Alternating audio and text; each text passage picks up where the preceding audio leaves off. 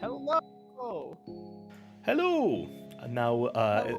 Hey, guys. You hear me? I hear you. Speak thy words, Zuni of the great Zuni. Oh no! Oh, great Judy is too much. Also, I realized on your screen, I don't have a green patch. I have a void. I am the void. You are the void. You are the void. Let me take off my jacket. Let me take off my jacket.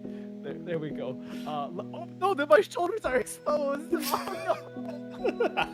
My shoulders. Your booba is a void now. Sorry. Okay. Yeah, it's okay. Let's swoop them back. It's okay. It's No one okay. needs to see my boob window. It's so naked. I apologize. Let me. It's okay. It's not on you. It's okay. Green screen. It's not a problem. It's a feature. It It's a is a feature. Yeah. feature of Okay. Judy.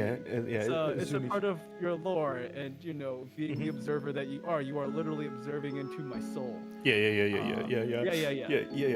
I arrived, and the first thing we see as you arrive here is you show me your boobs, and I appreciate it. Thank you. There's nothing there. I have no booba. It is an empty void. Hey, empty void instead of a booba is also a view. That's true. That's true. Why stare into the deep depth of my cleavage when you can look into the depth of my soul? Yeah, exactly. Maybe you can look into both. True. Both also No. works. Both also works. Indeed.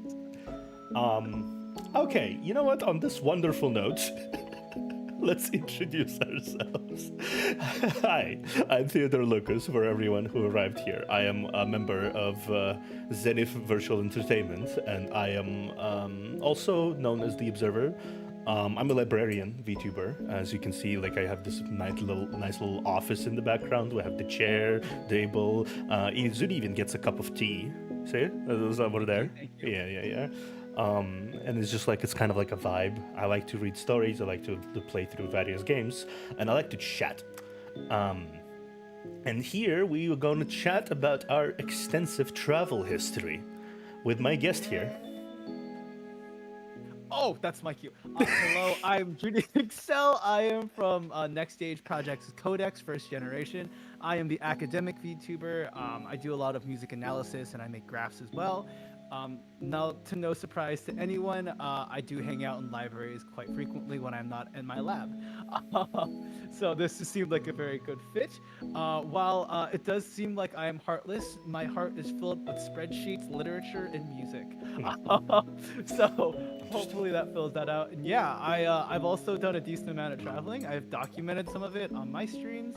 But yeah, we are here to trade travel stories and such, I believe. Yeah, it don't have to be necessarily like the funny or like super entertaining. It's just to really understand where have both of us traveled to in our lives and what we have seen. And there's just a lot of beautiful things in this world to be worth to be talked about. Absolutely. Yeah. Let's actually. I'm gonna give you the first role here. Where's the last place have you traveled to? I'm curious. The last place I was at, I think that was my Iceland, UK. Yeah, it would be Iceland and UK. I have a friend who graduated from Oxford, and so after that, my friend has we like since Iceland was right there, we went to Iceland afterwards. So yeah, I went to Iceland last, and it was cold, but it's gorgeous. Like being able to, I don't know, there's like a very different vibe with Iceland than like even some US national parks. Like when you go out to Iceland and stare out into nature and you see like the northern lights, it really just makes you feel so small and insignificant. It's kind of like staring into my chest at the moment.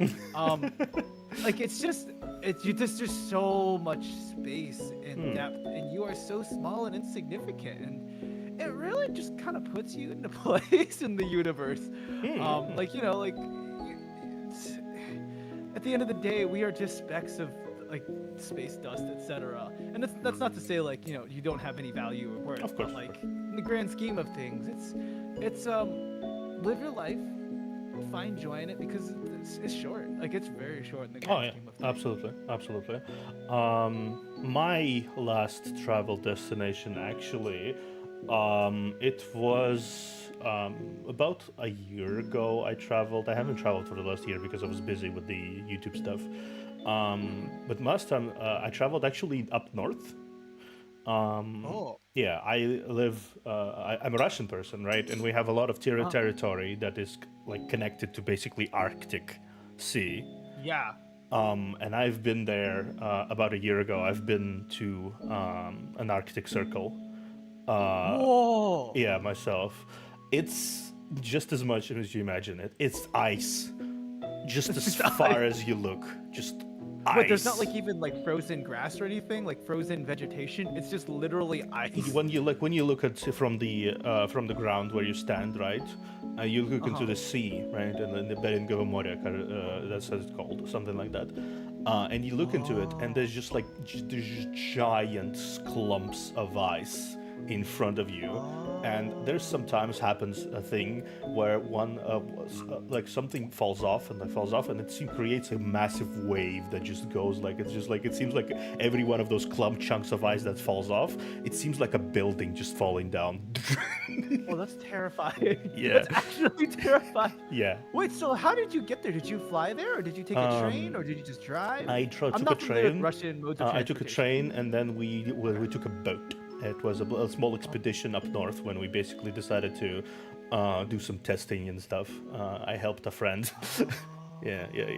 Oh my gosh, that's such a cool friend. Like to be Yeah. able to just do like, oh man, I need to find a friend who goes to the Arctic, Yeah, on a it's semi-regular basis. it's cold, right? It's very cold, but it's also it's the clearest air on Earth, effectively. Oh my gosh. Yeah, because you breathe in and it's just you breathe full lungs of air and it's really cold, but then you feel like you have so much oxygen you're gonna burst. Yeah. Oh, yeah, because like breathing in the frozen air is like a super different experience from like Yeah. breathing in normal air. Yeah, Like, yeah, it yeah, really yeah. messes you up. Yeah, it's like it's so much stuff, and everything. We've been there for about a week, and I managed to see the polar light show thing. Oh, the Northern Lights. Yeah, the Northern Lights. Uh-huh. It's Oh, what color were yours? there were all manners of colors.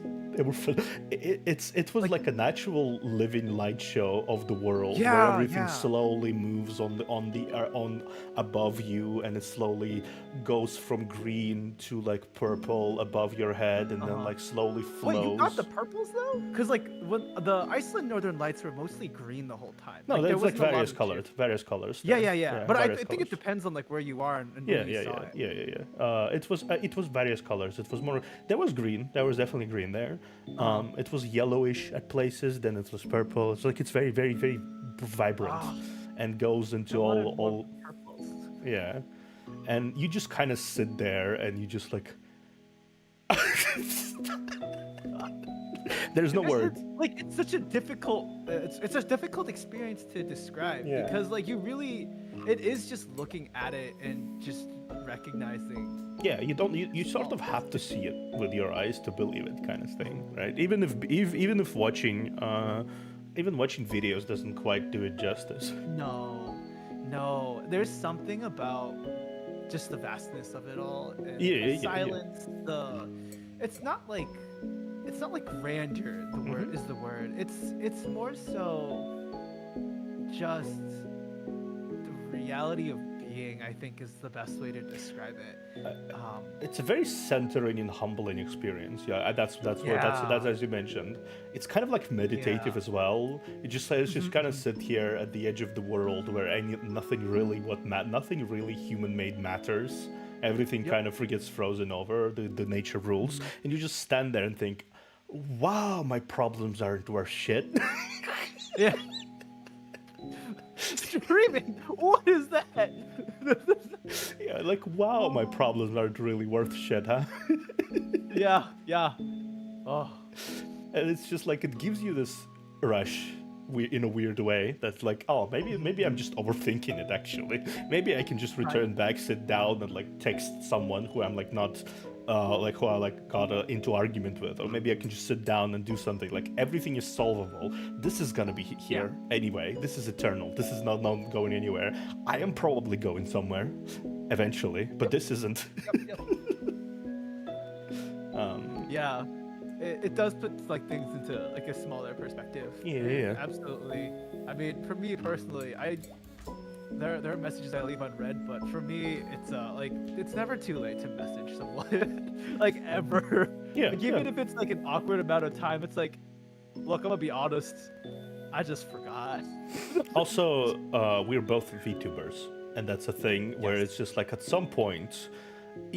That's a thing for our viewers here. No matter how extroverted or introverted, if you spend enough time in the industry, you tend to know about 700% more people than you actually knew before you started VTubing industry. It's just eventually it comes to a point where your friend list becomes consists of people who go, who are this? When did I talk to this person? Who the fuck? Like like being here for the past year, it's like yeah, I get that, like there's a lot of people, but at the same time it's also like, what is I get caught up on like, what is the extent of our relationship? So is it like a person like, can I just reach out to you, be like, do you want to do a collab? Because I'm like just super insecure, so it's like, are we friends now? Because there was like this whole thing on Twitter at one point where people were talking about like, does a collab mean that you're friends? And some people were like, yes, we are friends, and some people are like, no, like we are just like, you know, we're acquaintances. And so for me, it's like, I don't actually know what that line is, and I feel like it also depends on the kind of collab that you do. Yeah. Like, I think for sitting down, this is like this is us getting coffee or a drink and like getting to know each other. Yeah, this is basically a standard way people actually make friends. Is that they sit down and exchange stories, right? Just a personal conversation, one-on-one, where we realize how much we do understand each other as people and how we basically appreciate each other's perspective, and that brings any collab partner close together, no matter what you think. It's just like, now you understand this person's values in some capacity, right? And that means it automatically brought you like 700% closer than you were before this collab. Yeah. But I also think there's truth to like, oh, I'm going to yell at you while we play Mario Kart or Tetris. Like, there's a different kind of bond that's built. Oh yeah, absolutely. So it's also like, oh, how do you manage those relationships? And that's just, you know, maybe I just think too much about it. I probably think too much about it. There are things that keep me up at night. Yeah, I definitely agree with the overthinking myself. Overthinking happens anytime because thinking people tend to overthink. It's just what it is. I notice people who don't overthink, they often don't think too much. Yeah, but also, that's such a good life. Like, I've said it multiple times on my stream, and I've said it to Isla, like, can I just be smooth brained and like not think about these things? Like, just let me exist. Yeah, it's like it's the unfortunate part of just thinking and having an active mind where you like to analyze things. Because when you look at a conundrum, any relationship is a conundrum in the heads of me and you, for example, and you sit there and it's just an exercise of your brain to analyze what are we friends? Like, do they find me interesting, or am I stinky poo poo? Yeah, but like that's not. I feel like that's less analysis and more like my anxieties, because the analysis, the information that we receive, whether we can call them facts or not, I think would be up in the air, because it's my interpretation of the interaction versus your interpretation of the interaction. But then we also have like the anxieties that come from it. So based on my interpretation, why do I feel the anxieties that I am feeling? Was there something from the interaction that guided me? But I can't make any conclusion from that. I have to like actually just talk to you and be like, hi, am I stinky poo poo? And I have to trust that you are going to say, yes, you are stinky poo poo. I do not want to speak to you any further. Or is it, hey, I get it, you're not stinky poo poo. I really enjoyed our interaction. I hope we can talk more. And you just gotta trust the other person. I think that's hard. That's hard. Okay, so random fact about me. I'm a psychologist. I understand these. Oh, you're a okay. Yeah, I'm a psychologist. I understand these things perfectly. This is this is what we do. Oh, wait, like a bachelor's in like psychology? Yeah, psychology. Or... I'm a working therapist. Oh, you're like a licensed therapist. Yeah. Oh. Yeah. Oh shoot. Okay. Yeah, and it's interesting to me to like to listen to these like anxieties because I have them as well, right? I have them as well, and eventually I understood that a lot of these kind of scenarios in your head they are created by the analyzing of situations where a bad thing did happen. When a bad thing did happen with interaction, your brain automatically adds it somewhere in the back of your mind, just like as an into the list of options of what could happen. And when you analyze the situations, like, and you sit there and think, okay, so I talked to Theodore for about 3 hours and we kind of vibed each other, we're good, right? But then you kind of like remember, you also had a situation in the past, maybe like long ago, where you also were seemingly good with person, and then they turned out that they talked to some other person and they called you stinky poo poo, and now you look at me and go, maybe there's a chance they're like this person too, and they also think I'm stinky poo poo. And it's just like it's our brain's ability of making connections where there's none that is annoying as fuck. Yeah, like I'm not sure if like methodologically, but like for ethnography, it's like, yeah, it's about the connections that you make, and it's like a researcher, it's great to have connections. Like, it's important you build those. It builds validity in your data. But like as humans, as we build those connections, it's hard to break some of them because they're not healthy. They are protecting us from something. Like our anxieties are there to protect us. But it's like, what are you protecting me from right now? Like, you need to calm down. Yeah, right? it's like, a negative. It is a protection device, but every protection device built into humans tends to go overboard. Like pain, for example. When you hit your body is not in danger. Where you randomly bonked your like elbow on like a thing that doesn't need to cause excruciating pain. Right. Like, even I know, like, there's like a parenting thing. It's like, so if your kid falls, your kid is looking to you to emulate what kind of reaction to have. So like the parents who are like, oh my god, are you okay? Like, come on, let me get you up, are you fine? Versus the parents who just stare at their kid and be like, how do you feel? And the kid just look at them and be like, I don't know how to process this information. I mean, like, if I ever get to parenting one day, I'm definitely gonna be like how do you feel about falling? What kind of experiences? And then they're just gonna grow up to be a psychopath. I just imagine Zuni like 10 years later, and there's like a kid just like falls down, wah, and you just approach quietly, calmly, straight face with a cup of coffee, saying "best dad," just like hand and like, now, what did I teach you about life? Let's talk about our feelings. Yeah, let's express that. And then like, if I have around like an adolescent, they're just be like, yeah, it hurts. I need to go to the hospital now. I'm like, tell me more. Like, no, yeah, tell me more. It's bleeding all over the ground. No, please explain the intricate nature of your emotions.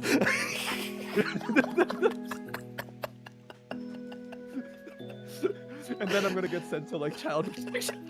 Yeah, it's just like a sudden flash forward, and you have with the same facial expression getting cuffed. See, now you know how to express your emotions. Come on, go. And then my child will have years of therapy. We love generational actually, that's not even generational. That'd be a me problem. First generation of trauma right there. First generation of trauma. Oh boy, I love being the start of trauma. It's my favorite hobby. Yeah. Oh boy, who I'm gonna traumatize today?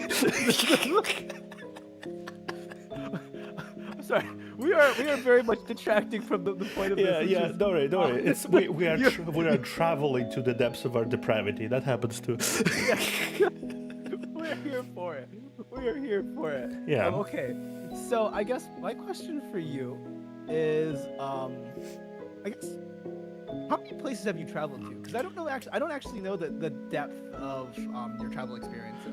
Okay, the trauma gotcha. And God I damn guess,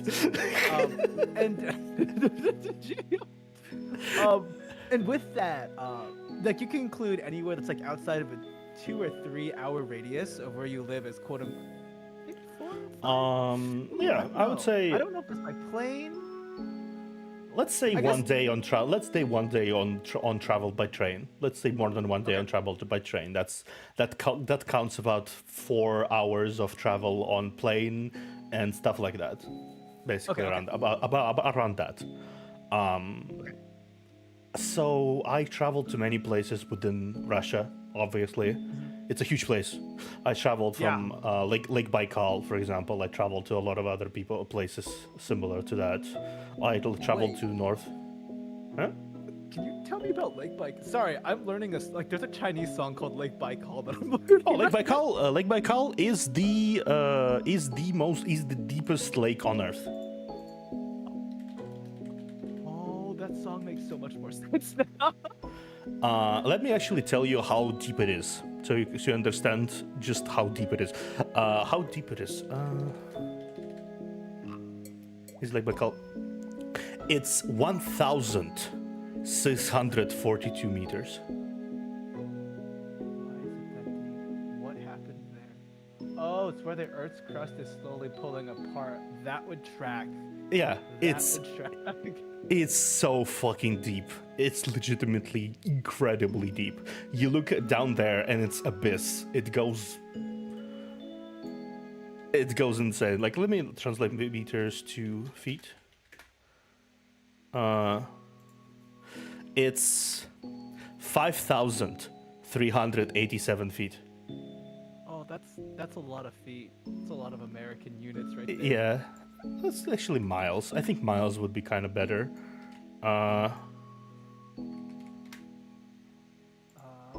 Yeah, it's no, it's not meter. It's kilometer. It's yeah. Kilometers. Yeah, kilometers. Kilometers long and 79 kilometers wide. Yeah, it's kilometers, not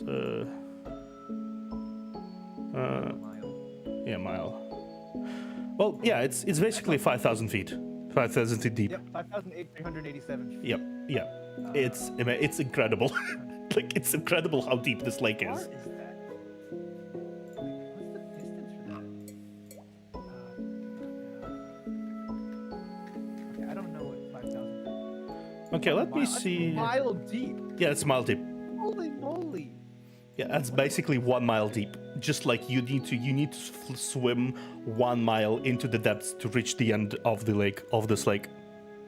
That is terrifying. Yeah. That it's that deep. Yeah. And it's a lake. That's the thing. It's a lake. It's not a sea. It's just a lake. It's just a hole in the ground Oh my god. that goes a mile deep. Mildly terrifying. Yeah. And it's scenic. It's beautiful. Like, a lot of the Russia is a forest. Russia is a huge forest. Russia is basically like if you place 2 Americas side by side and cover it with forest, that's Russia. Yeah, I'm looking at a Google Maps and I've never actually stopped to look at Russia. You'll have to forgive me.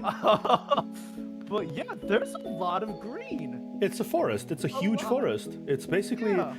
it's 70% of forestation of the entire Europe is just Russia.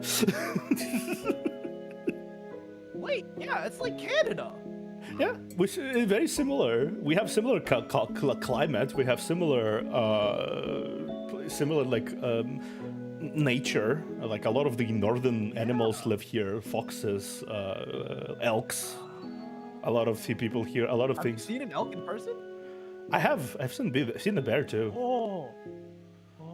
Yeah. See a bear? Yeah, I've Like, seen a bear. not in a zoo or like in some enclosure, just Of like course, a of course bear not. No, in- bear. Just bear. Just chilling Just chilling. in like the woods. Yeah. Like not in like an enclosure of any form. Like there's no Yeah, nothing just woods. between Just you and woods. the bear. I mean, they're chilling. They're not like attacking us. They're chilling. You say this as like I'm the crazy one, but I just you just saw a bear hanging out and there's no reaction. Is like I should leave. No, it's a reaction. There's a reaction. It's just like, oh, he's chilling. I'm gonna go over there now.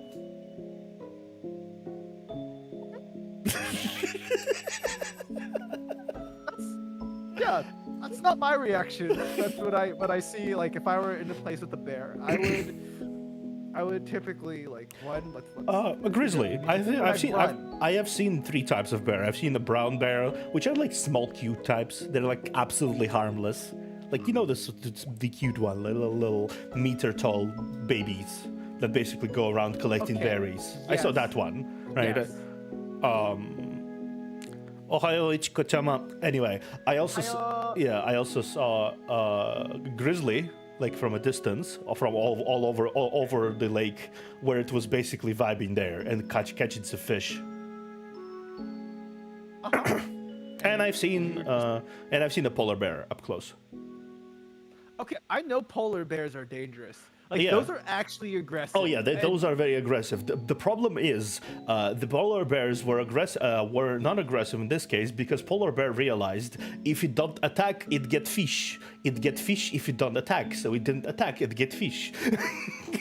Yeah, I'm guessing fish is more about their. I don't think we provide that much sustenance in comparison to a salmon. Yeah, no, not really, not really. It's just Yeah. like there's mostly like bones and stuff like that. It's harder to salmon- catch as. Yeah, a lot more energy to expend. Yeah, I mean, yeah. I don't know. It depends on how fast you sprint. I don't think I don't think I'm outrunning a grizzly bear. Yeah. I think I can go decently fast. Yeah, so like basically what happened is with the polar bear is like we were inside the building as well, so he kind of realized that like can't get us there. It's too big. It's like 2 meters tall, huge like 6 feet tall plus tall bear. Wait, you said so. You've seen these bears, but like, what scenario? Were you just camping or something?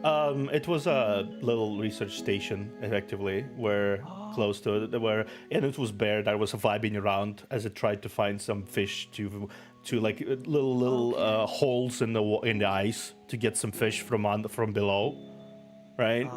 Right, and it approached us because it smelled cooked fish. We had an open window.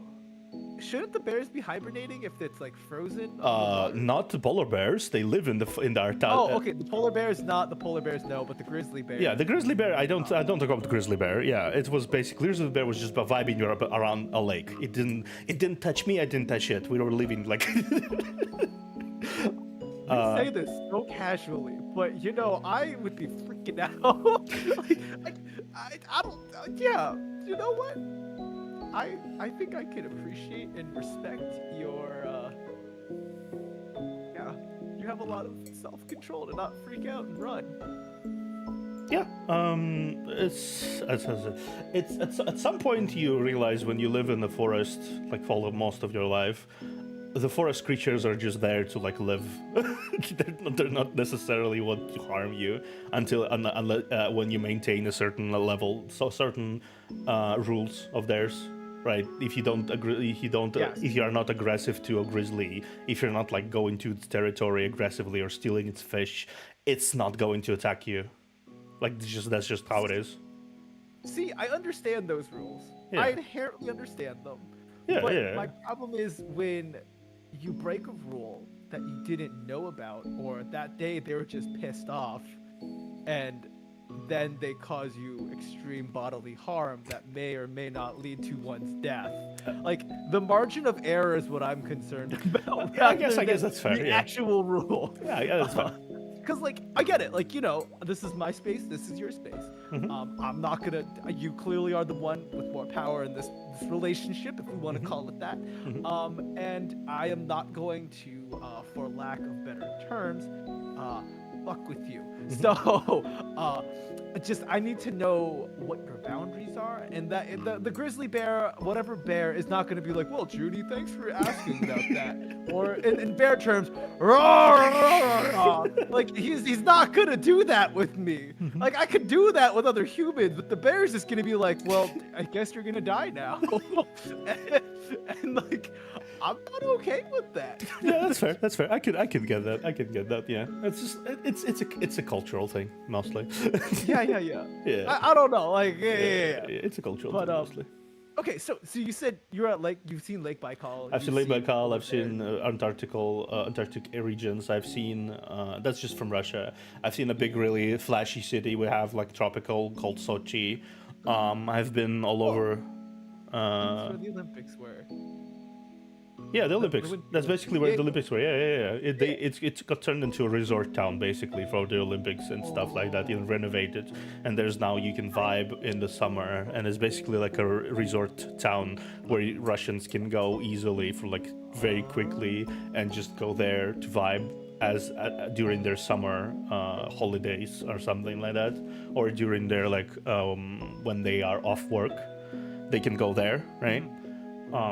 Obviously, I've been to a lot of the popular tourist destinations, such as Egypt, Turkey.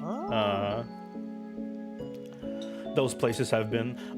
When I was a little lad, much lesser than I am now, my grandpa got into a trip that was organized for his work. He was a lawyer. And it was on board of a cruise liner. Oh. Yeah, and he took us with him, and we basically traveled through the entire Europe together on this cruise line that ended up in Rome. Actually, we ended up in Rome. Oh my goodness, that must have been exciting. Yeah, it was really cool. I remember a lot of moments from this, and it was the first time I ever been in Rome, and it was same experience you described when you see the nature, is the same experience of just walking alongside the ancient ass road that is still there from the Rome, and just walking alongside of it and looking at this building, these rocks and these remnants of the buildings and these like pavements and the giant Colosseum, and you're just like, wow, this thing is like 1,000 years old. Yeah. Yeah, like it's older than some country. Like it's definitely older than the United States.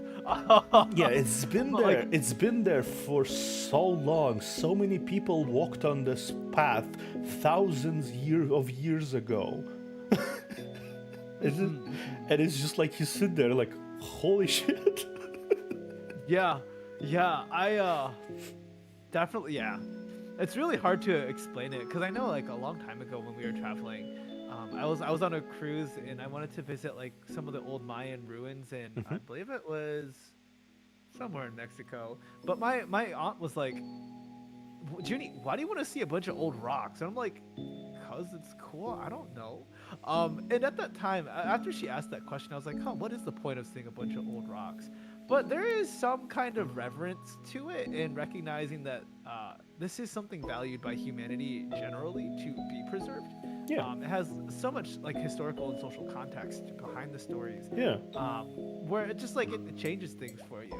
But I've never been to Egypt or Turkey. It's actually the places that I have not been to because, I mean, U.S. international conflict. Oh, yeah. I get understandable. Yeah, I generally can't get to those as easily. Yeah, understandable. It's always these places were always really popular tourist destinations from Russia specifically. Yeah, these places specifically, the Turkey, Egypt, and a few other places I don't remember off the top of my head. But the thing, huh? Oh, sorry. Go ahead. But yeah, the thing is, when you also walk along these like old roads, what happens is, if you have the imagination of me and I imagine yourself, you stand there and you can almost hear you can almost hear the sounds of like horses clopping around and like the carts moving slowly on this pavement, and you see people like jollily in your head jollily talking between each other as they like go to like the public bathroom of in Rome. That there was a bathroom path, like you Yeah. just like sit down and do their business, and it's just like you hear them all, like press a lever and have water be delivered to stuff like that, and you see people cheer and scream in your head as they go to the Colosseum, and it's just like it just like it's breathtaking. It takes your breath away every time it happens. Yeah. Oh, yeah. If I may ask, Yeah. what are typical travel places for Russians?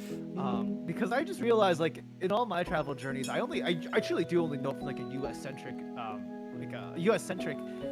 like visiting places. I've never actually I've seen other Europeans. I've talked to like Asian Americans or Asians, but I've never actually like had the opportunity to speak to a Russian and where they've traveled to and what are typical travel locations. So, what are typical travel locations for you outside of Russia? Typical travel locations. I already mentioned the tourist destinations such as Turkey and Egypt. Those are basically very close to ours in terms of destination and in terms of like. There's also Bali. We like to go to Bali. Bali. Okay, yeah, I think the U.S. Americans do that too. Yeah, we like to go to Greece as well. There's a considerable amount of population people go into Greece. Israel, actually, as well. For mostly Christianity reasons. Yeah, and there's a bunch of other places that are less common and less popular. But yeah, it happens. A lot of people go to Georgia, these kind of like regions outside of Russia that basically closest to us. It's various places that we visit. I've seen maybe people go to Germany, Italy, like other places like that. It depends on what exactly they want to visit. We were always kind of like a travel hungry nation that likes to spend a lot, party, go to like sit down, watch some, take some photos. That was always the Russian kind of mentality about this travel. I think it would be considered controversial by a lot of people who I know, but we're kind of similar to Americans in terms of like how we travel. We go in, we want to see everything, we want to take photos with everything, and we scream about like everything. Yeah, I think Europe is just a lot quieter because even like whenever I travel, the one thing I notice is like, oh my God, they're American. They're talking so loud. Like, please, volume down, friends. I know you're excited. I know that you want to be loud, but we don't. Like, I am not European, but I can see that we are a lot louder, and I just need you to keep the volume down, friend.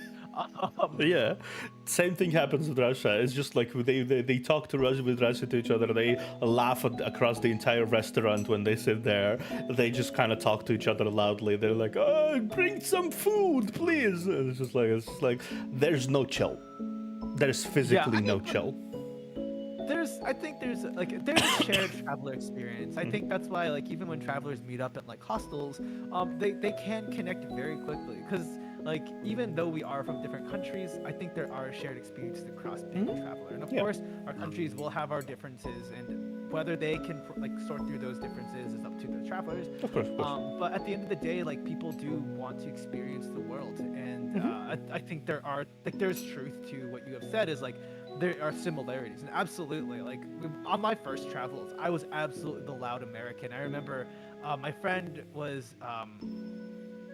He was doing a trip in Japan, and I think it's also funnier as like he's a white guy and I'm an Asian guy, but like the white guy knows Japan better than the Asian guy.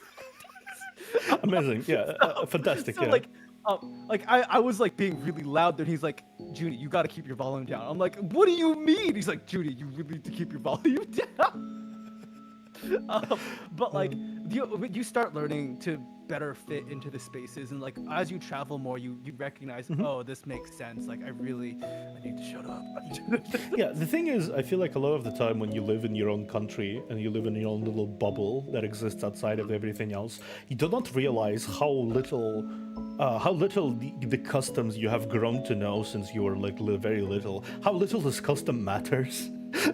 when it actually go outside of certain borders and you go there and it's just like, Wow, that didn't matter. That doesn't matter at all to these people, huh?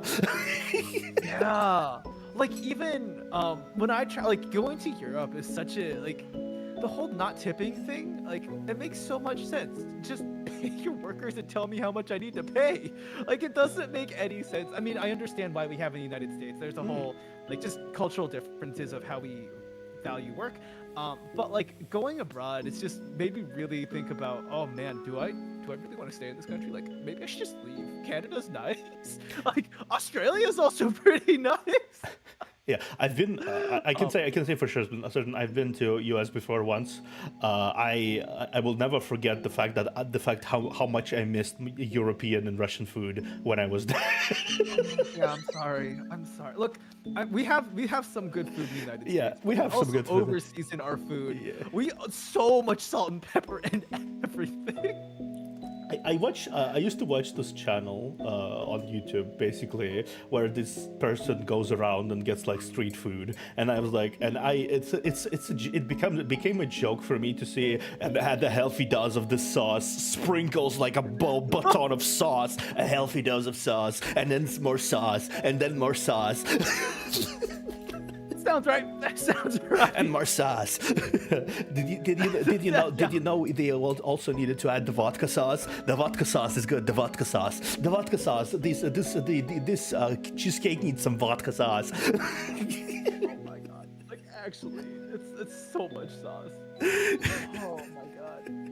Mac and cheese mac and cheese sometimes looks like it's a sloppy juice made out of macaroni. Okay. I think mac and cheese, like, while we have adopted it, like we have made something.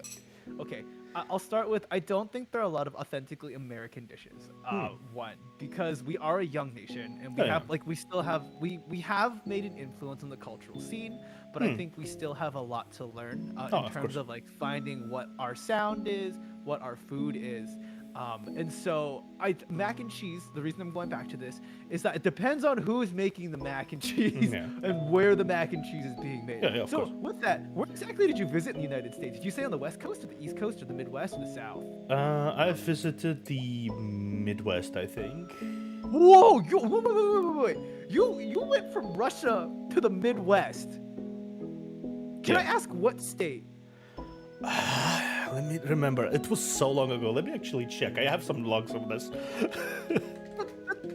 For anyone like who's traveling like internationally, I'm from the Midwest. I love the Midwest, but growing up in the Midwest and choosing to visit the Midwest from an international venue seems like It was a work thing. Before, yeah. I think it was. Minnesota? Yeah, actually, yeah.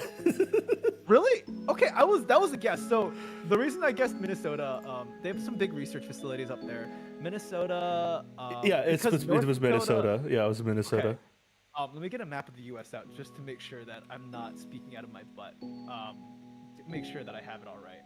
I do like my own personal research. I do a lot of geography. And Of course. So Minnesota, yeah. Basically, once you go beyond Minnesota to the east, like North Dakota, South Dakota, Montana, I've never heard of anything. Like North Dakota, South Dakota, Nebraska, Wyoming. Okay, Wyoming I think has something going on. Montana, Idaho, like those states just have state parks. There's like nothing there from what I understand. Kansas and Missouri. Missouri, I have a special place in my heart for it, but there's no reason for anyone to go to Missouri. Maybe St. Louis, maybe. Yeah, I went to there, and then I traveled from there. I traveled to Washington, I think, like the middle of everything, and then I would return back to. You fly to Washington? Yeah, Okay, so it's a flight. To Washington. Yeah, I flew to Washington, then back to Minnesota, and then I went fucked off out of the country. Yeah. Yeah, basically like that. Okay, so Minnesota it has a pretty decent public transit system, but like it's still not the most interesting. You have a lot of lakes up there to visit, but Oh yeah. The thing I is, I want to visit sometimes more for US when I have the chance, and I want to travel to like the big locations that are interesting, cool to see, just like the cultural kind of like what built the identity of what geographically is considered America, the Niagara Falls, the Great Divide, or stuff like that. okay. Yeah. Yeah, I would. Ooh, like, how do you get? I guess what kind of history are you looking for? Because I feel like across the United States, each city does have like a unique identity to it. And, I like, am a of course, fan of folklore, and I know exactly what I'm gonna go next. Oh, where are you going for that? The folklore. I wanna do the witch trials, all that kind of stuff. Like The Salem witch trials. yeah, the Salem. I'm gonna go to Salem. I'm gonna go to the city that burned down, and that was like basically with the voodoo rituals and everything. I don't remember That's its like name. Massachusetts, Connecticut-ish, right? The Northeast. Yeah, the Northeast. It's definitely Northeast. Yeah, It's yeah, like yeah. with some with some of the deepest roots of like natural history of American folklore and all the ghost stories and all the witch stories. I want to see them all because I'm a fan of folk stories. I like to research them. I like to. I'm a very big fan of lore, like lore as everything, because it gives me a lot of stories to tell to people. Yeah. I mean, Yeah. if you really think about our stories, they haven't changed that much from like ancient history, and like I mean that's why even like historical lore is still like a genre of TV. But yeah, that I actually don't know much about like the New England states. I've done a lot of my travels in the Midwest, surprisingly in Minnesota. Like I visited Minnesota before, Chicago, Kansas City, St. Louis, Madison, Wisconsin. Yeah, Indianapolis, Detroit, Columbus, Cincinnati, Cleveland, Pittsburgh, Louisville. Like I've done all those cities before. Understandable. And then like East Coast wise, yeah, East Coast I've done like Philadelphia, New York, done Providence. I've gone up to like I've done Rochester because I went to a camp there. But like, yeah, I feel like measuring U.S. city distance is just a very different game from measuring Russian city distance. Because I'm looking at a map now, and they're a lot further away. Yeah, they're a lot further away, and I have to say there is 12 time zones in Russia. I'm sorry, you have. Yeah, that would track because Russia goes from. It goes from UTC all plus the way 2. over to Japan. It goes from UTC plus 2 to UTC plus 12. Oh my god. I can literally take a train and get to Leon's time zone while not leaving Russia. That is mildly terrifying. This is the first time I've really had to like sit and grapple with how big Russia is. Yeah. Yeah. Holy moly. I can. So do you just take trains or do you fly? We fly obviously, but you can take train. I can take train right now, and I go 2 days travel, and I arrive, and we're the same time zone. I haven't left Russia. Oh my god! You can fit 3 United States. Is it how many? Two United States. 2? 2 United States. Holy god! Yeah. That's so much Russia. Yeah. There is a point in Russia on like that basically between Russia and Alaska. I'm just gonna say it. A distance from Russia to Alaska is officially 4,000 kilometers. Oh, that's it. Yeah. Oh. Huh.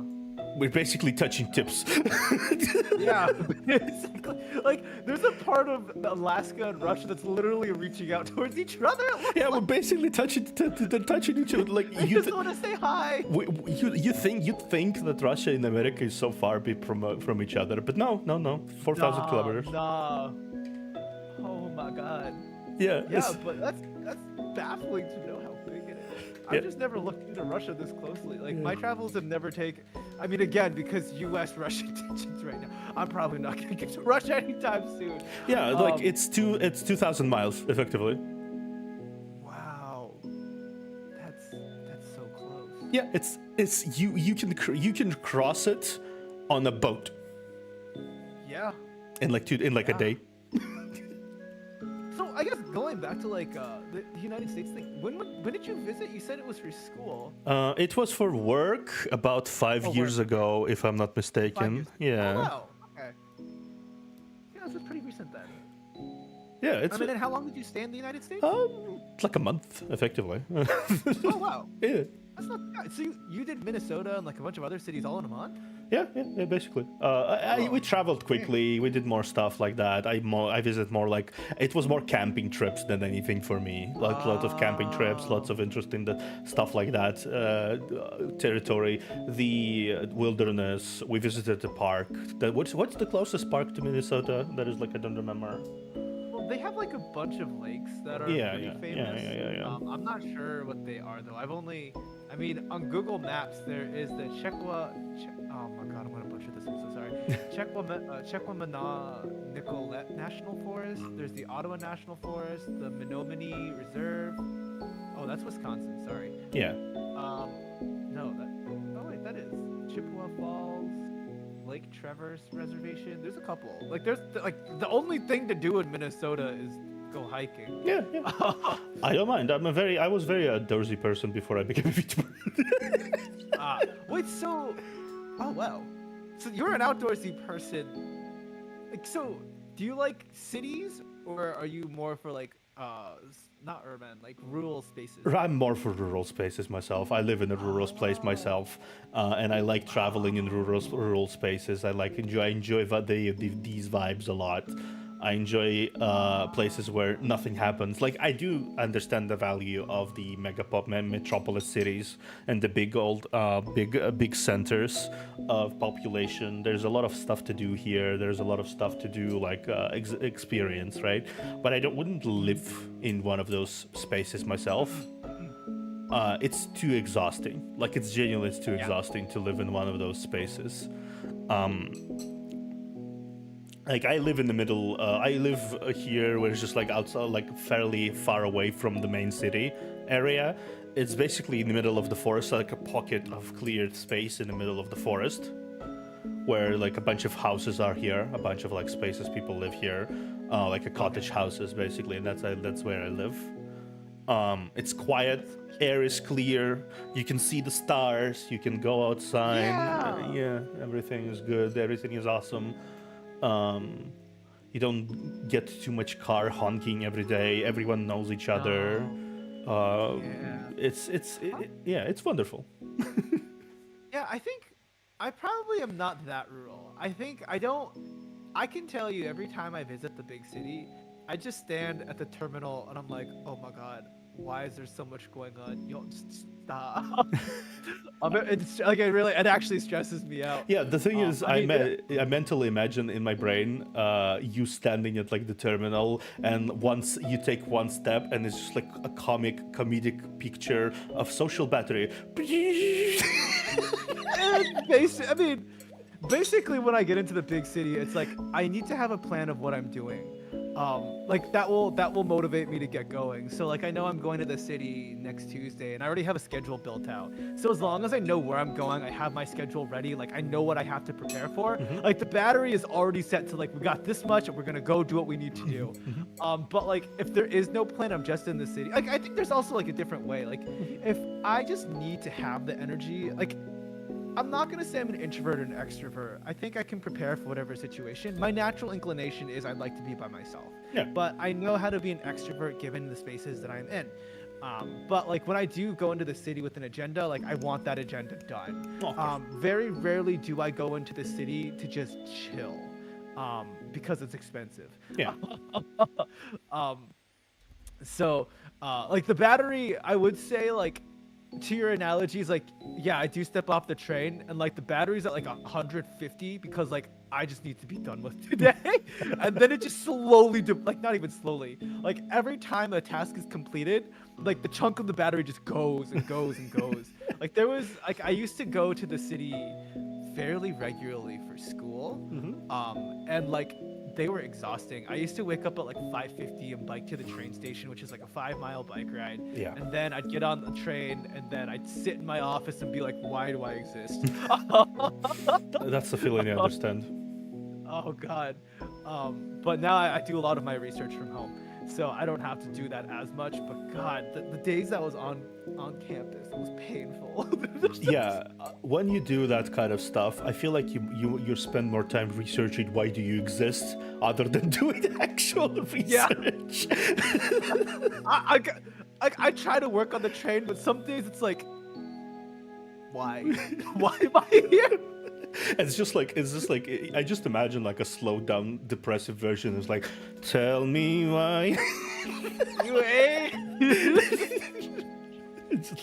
It's just like the gray filter. It's just like in the distance, echoey place. Tell me why.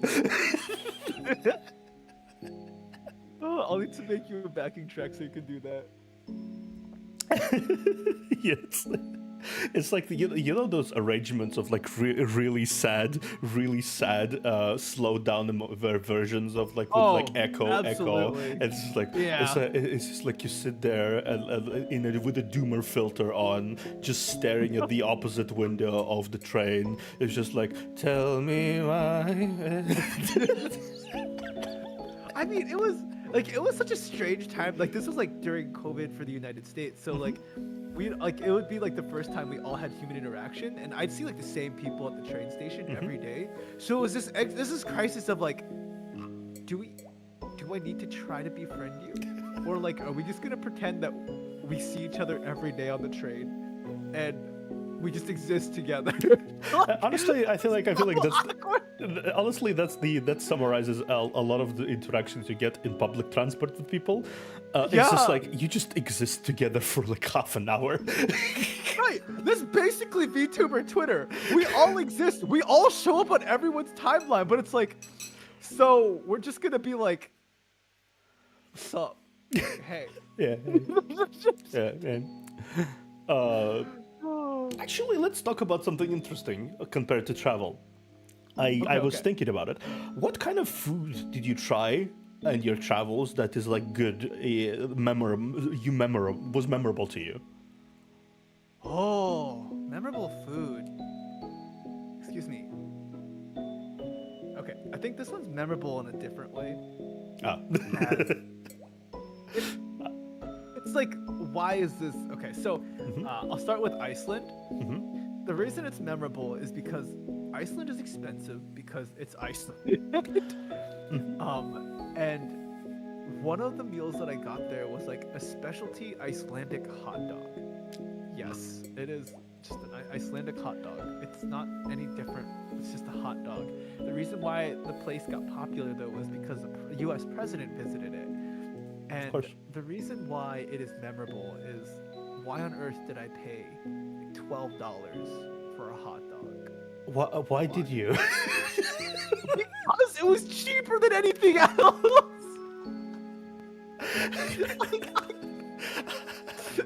It's supposed to be something you eat. And on today's episode of Zuni Makes Interesting Life Decisions, we have $12 hot dog. Tell me why is this hot dog so expensive? Tell me why. Why the fuck president liked here? Tell me why. I am never gonna get these back. $12. Oh my god. It was terrible. Okay, I guess like another memorable place. Okay, so these places aren't memorable because the food is like actually great. But like they're memorable to me because like, why did I do it? When I was in Austria, it was in Vienna. I just finished like a conference, and I heard there was a Korean restaurant down the street from my hotel where a BTS member ate dinner. So I was like, I should give this a try. So I love went to how the your restaurant. criteria for trying that food is like the famous person trying food is there. Okay. This is not how I usually do things. Like, my friend like enjoys making travel plans, and so we saw it on Google Maps. But like, also I just eat a lot of fast food because I think it's interesting. But usually I'll just like try random street food. So like when I'm in Asia, like I just went down the street market and like Korea. Yeah, it was particularly Korea. Korea and Taiwan. I went to the night market to like the markets and just picked something. And like even when I'm in like New York Chinatown, like I'll do the same thing. But like I feel like for Vienna I had to have like a bit more of a schedule. So anyways, I went to the place that for like BTS went to, and in the restaurant, the first thing you do, open the door. It's like a very elegant vibe. Lots of windows, gold. Like it was very a modern chic to it. Of Had a really nice bar in it as well. And so when you walk in, there's like a cloakroom. It's like a little darker, and they have a framed picture of this BTS member and the restaurant. And in the restaurant, there's also a little sign that says this is where the person sat. And so I was like, oh, that's really fascinating. And people were already there sitting at that table because they got there earlier. Of course. They reserved it. And I was like, okay, that's on you. I'm not that big of a fan. All you. So I'm here and I'm really expecting like this really fancy, elegant Korean meal. And so I was like, I'm very curious how they're going to do like a very typical katsu curry, Korean katsu curry thing. Yeah. And so I was very excited. I sat down with my friend and I ordered, and the food came out. And I look at it and I'm like, I'm pretty sure this is ottogi. The ottogi curry, which is, when I say ottogi, it is a Korean box brand of curry that you buy from the market. Of course. So I look at this curry and I look at this chicken. I'm like, this is terrible. I did not pay like $25 or like $28 for freaking katsu curry. Yeah, honestly, I feel like I need to say this in this situation, and I feel like this is like I have some Asian blood in me, so this calls for hiya. Very much. Whatever Asian, like whatever sound you need to make. Okay, but also I will say I've had another food experience. So when I was in Japan, I think everything was closed for some reason because I think like some kind of disaster. But actually no, it was like a normal day, and I think it was just like a weekend where things were closed. But you know how like when you go into like Asian like places, usually if it's like the old lady or old person running it, like oh, you know it's a good bet. It's amazing. You know it's amazing. You assume it's amazing. So I went over there and I'm like the people that I was traveling with are really hungry. Oh, yeah. And so I was like, look, there's an old lady. She's got like a little empty stall. It doesn't look too fancy. It looks a little run down, and that means it's probably a solid spot. Like those are all qualities of this is a good spot. So I go over and I was like, however, I did my best. I pulled out a curry and I'm like, I want this. And so she has a very open air kitchen as well. So she takes our order, and the first thing I do is I see her open a pre-packaged pack of udon, and then I see her pull boxed curry out of like some curry brand, and I'm just standing there like, lady, are you kidding? This is how this is gonna happen. You're just gonna open like a pre-made curry in front of me and say you're cooking it. Oh my god. You know what? If you've learned anything from the foods that I order and the memorable things, don't ever order curry. It's not that it's gonna be bad curry. It's that it's probably some boxed curry that they're opening in the back of the kitchen. No. What happened is Zuri, and I have a tear here. Someone looks over you as you travel, and exactly when you let your guard down and you think, well, you know what? Maybe I'll try another curry. This person gets in there and presents themselves in the most inconspicuous way possible, and just like gives you boxed curry, always the same brand, always the same brand.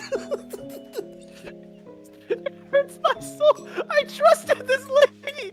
I trusted her. She was a little old lady. No one was there. I understand why no one was there, but like, ma'am, I trusted you with my life, my stomach, and you choose to open prepackaged udon noodles, prepackaged curry boxes. Why? Like, why would you do this to me? So anyhow, yes, those are my memorable meals because clearly I've just been let down a lot. This is not to say I haven't had good food. I've had some very good food, and they are less memorable because they're typical dining experiences. But god dang, my memorable ones are bad. That's amazing. What do you mean, Mateo? I did my best. I trusted this lady. Yeah, honestly, my memorable experience. I wasn't sure if I'm gonna say it, but because it sounds like out of sitcom. Because okay, so again, standard noodle, little places. You know those little booths that you like roll into the street and like open up. Yeah. So there's like little stalls. So I approach one of those stalls, right? And I just kind of vibe there, and it's just a standard place. And I didn't notice this was under this. It was kind of like on a hill, right? On like the upper side of the hill. And I'm like ordering food. I'm like, I give my money. I turned around. And it's just like a comedic moment story. Turn around and then talk with my friend about it. And I was like, and he kind of like, and then he suddenly like he does the look at my model. He does sound like look at this.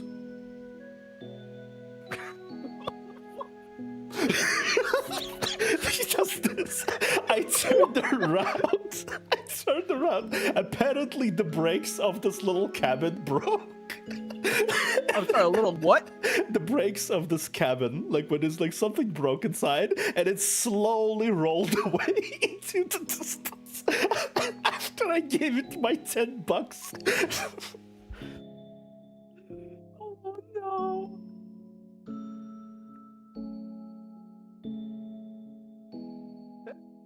Hello? Yeah, sorry. Okay. Yeah. It's like that. It's like that. That will always get into my memory. The picture of me turning slowly around as my friend, like the face my friend had when it does like this.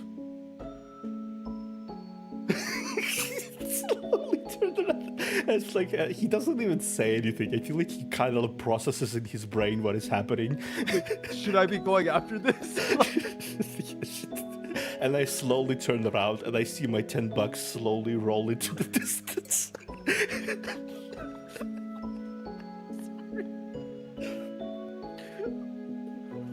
Okay, I actually do have I have a couple good food experiences that I do remember. So it's not like Judy remembers only the bad things. Yeah. Okay. When I traveled to Hawaii, I remember having, oh my god, how many courses was it?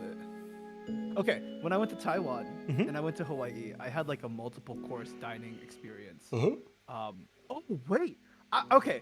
I'll go with my first one. This is in the UK. I didn't realize what the big deal about tea time was. I was like, why on earth am I paying $50 for tea time? Have you done tea time in the UK? I have. I Okay, somewhat understand. So you get. Yeah, I like as an American, I'm just like, why not get my tea packet, just toss in some hot water, but like no, this was my first like fine dining. I'm gonna call it fine dining experience.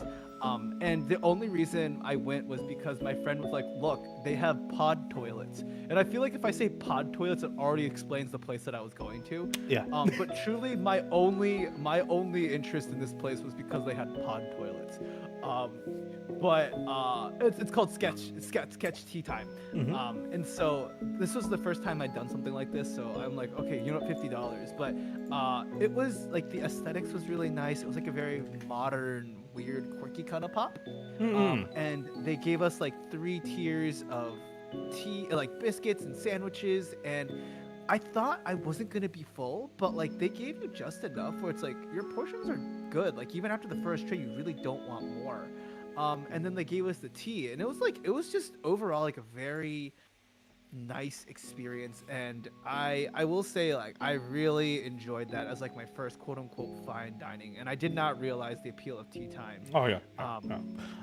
You do Yeah. not realize just how much you are missing until you try like really good brew tea, because it kind of goes the same as like a really good alcohol. Like you can try alcohol before, right? And it's like, oh, whatever, right? But then you try a really good alcohol, and then you're like, and you think, okay, I get it. Yeah. Okay, Like when I you get it. when you start with like an actual dark beer that has flavors and like the ale, and you can taste the other flavors that are in it, versus like you drink a Bud Light. Yeah, and it's like you sit there and like, oh yeah, okay, fair enough. I get it now. I get it now. Yeah. Yeah, it really changes your dining experience. Yeah. Yeah, and then I did like multiple courses in like Hawaii, and that was like when the dining experience is like an experience, it's not just about the food, it's about like how the wait staff treats you, it's about how they're plating the food, it's about like portion size control and making sure that you don't overfill. Like when they focus on those things for you to really enjoy the experience, like, oh, that's really good. Like the other one I'll say is like when I was, oh, I'm sorry, the most recent place I'd been to was Paris. I was there like a month ago. I forgot. You're a but I psychic, was because visiting- that was literally the next story I was about to tell about Paris. Oh, shoot! When were you in Paris? I was in Paris about 3 years ago. No, 4 years ago, actually. Oh, what district did you stay in Paris?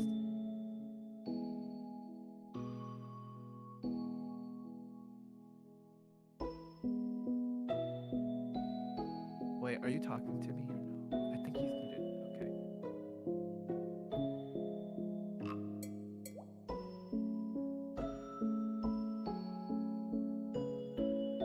Wait, is it a me problem? Is it a me problem? Hello. Test 1, 2, 3.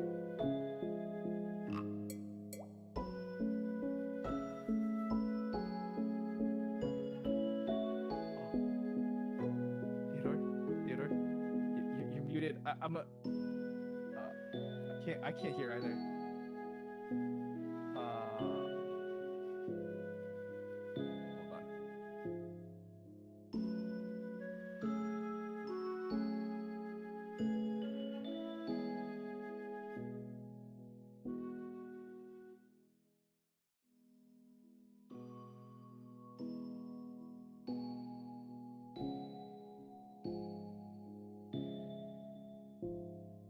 Hold on. Hello.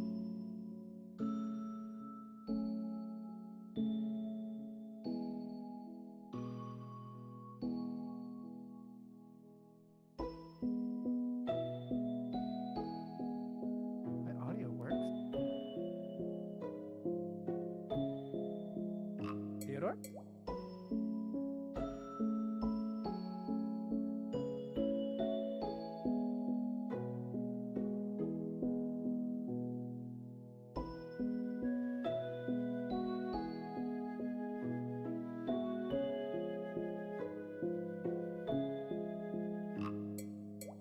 Sorry, I got a random call. Sorry. Oh. Yeah, sorry. Okay. Yeah, sorry. Is Dude. everything okay? Yeah. Do you need Sorry. No, Given it's your okay. time, do you need to close the stream? Or... No. It's all good. It's just Okay. it's a random call. As I was saying in the middle of things, I stayed closer to. I don't remember the district itself, but I stayed closer to the Eiffel Tower myself. Okay, I think we're probably in the same district then. Yeah. Around that place, you could see like Eiffel Tower from like very close. Thank you. we're in Sorry the for the same words. place then. Yeah. And when I was there, I visited the Disneyland. I did. Yeah. Like, I get it. Yeah. Like you. Yeah, I went. It was cheaper than doing it in the United States, honestly. But Yeah. I got lost there. I got lost there. It's easy. It's so easy to get lost there. It's so easy to get lost like, there. get lost in Disneyland or get lost going to Disneyland. It's going in Disneyland. It's so huge. It's so big. Oh, you thought Disneyland in Paris was big? Yeah. I do know Oh, it's even bigger in America. I do know that, but it's like it's so big already in Paris. So it's just like, yeah. oh. Yeah, I walked around it and I was like, oh, this is it. I thought it was big I because was, I've never been to like parks this size before, and I've never been yeah. to American Disneyland as well. So Oh man. yeah, I definitely want to visit one day the American Disneyland as well. Make sure you go to the one in Florida. Disneyland California is a bit smaller. Disney World in Florida is like the Disney World.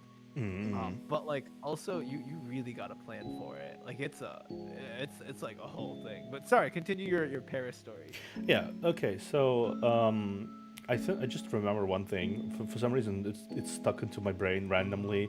Is that me just like one day listening to the radio station, sitting there in the hotel, and just eating a baguette? I don't know why that kind of stuck Oh into my my god. brain. Like a baguette Honestly though, sandwich. that is that is my favorite experience. Like going to the like across the street, the Franprix, getting like the $2 baguette with like a giant block of cheese for like another $2, and just that's like your meal for the whole day. Yeah, It's it's just great. like what happened is it was rainy outside, and they had this really old radio player on the table of this little diner, and you just sit there and eat the baguette slowly with the cheese and Yep. melted and butter and whatever hell, and you drink Oh coffee in the morning, and it's outside, it's yeah. pleasantly raining, and it's just like you just exist.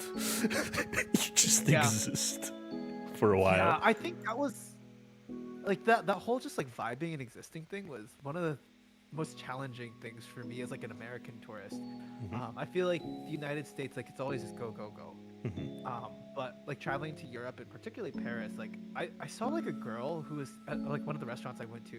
She was just taking notes in her notebook and like sipping on a glass of wine the whole time. Like, you cannot do that in the United States, like ever. Like they'll kick you out. At like a restaurant, maybe like a cafe could do that. But yeah, just being able to sit and chill Yeah, in Paris, yeah. just like watch people, like that was an experience I wish I could have taken more of in. Yeah, oh, it's so nice. You really do. At the end of the day, when you travel, you learn really to really appreciate the smaller details of things. That not the big, important tourist destinations, not the big Yeah, flashy tourist attractions things that everyone kind of sees eventually, but just like those moments where you just sit there in a small diner that nobody is in because it's like 7 in the morning. And you drink coffee while some French lady at the counter wipes the table and just like whistles something to her nose, under her nose, and there's like an old radio receiver playing in the background, yep, and you just yeah. exist. Yeah, I do want to go back and visit Paris in like the summer. And usually what I do when I travel is I actually try to, like because I'm jet lagged, Hmm. like I'll go on a run around the neighborhood to just check things out because it's like it's so much better like to just go on foot and like just explore the neighborhood, just run. I know I did that in Munich. I've done that in Vienna. Uh-huh. Um, it's just like it's such a nice way to like see what normal people do, and Oh I yeah. feel like while I recognize as tourists we're never going to be able to like blend in, but at the very least try to mitigate the Mhm. impact that you make. And so just like trying to live as closely as possible to like what the locals do. So Yeah, yeah, yeah. totally get it. It's a very nice experience. Europeans and their bikes. Europeans and their bike. Oh, Europeans and their I bikes. wait. Do you not like cyclists? I do like bike, but I do like bikes. I'm saying it's just like it's a very widespread thing. Oh yeah, no, I cycle all the time. Yeah. I chastise the cyclists who do not follow road rules. I did that last weekend because this amateur cyclist turned left when they were not supposed to at an intersection. And I Yeah. caught up to them and I was like, "You cannot do that. This is why people don't like us." But yeah, I cycle. Like I really enjoy biking, and I wish like one day when Junie can retire, I want to just go travel Europe and just like do a whole bike packing thing across. Oh it. yeah, yeah. Same. It's kind of like a big travel travel thing across the bike and everything. They have really good roads. They have really good like reception between each other. You can just hop on and ride, and that's be fine. Yeah. And that'd be fine. Yeah. Entirely. Yeah.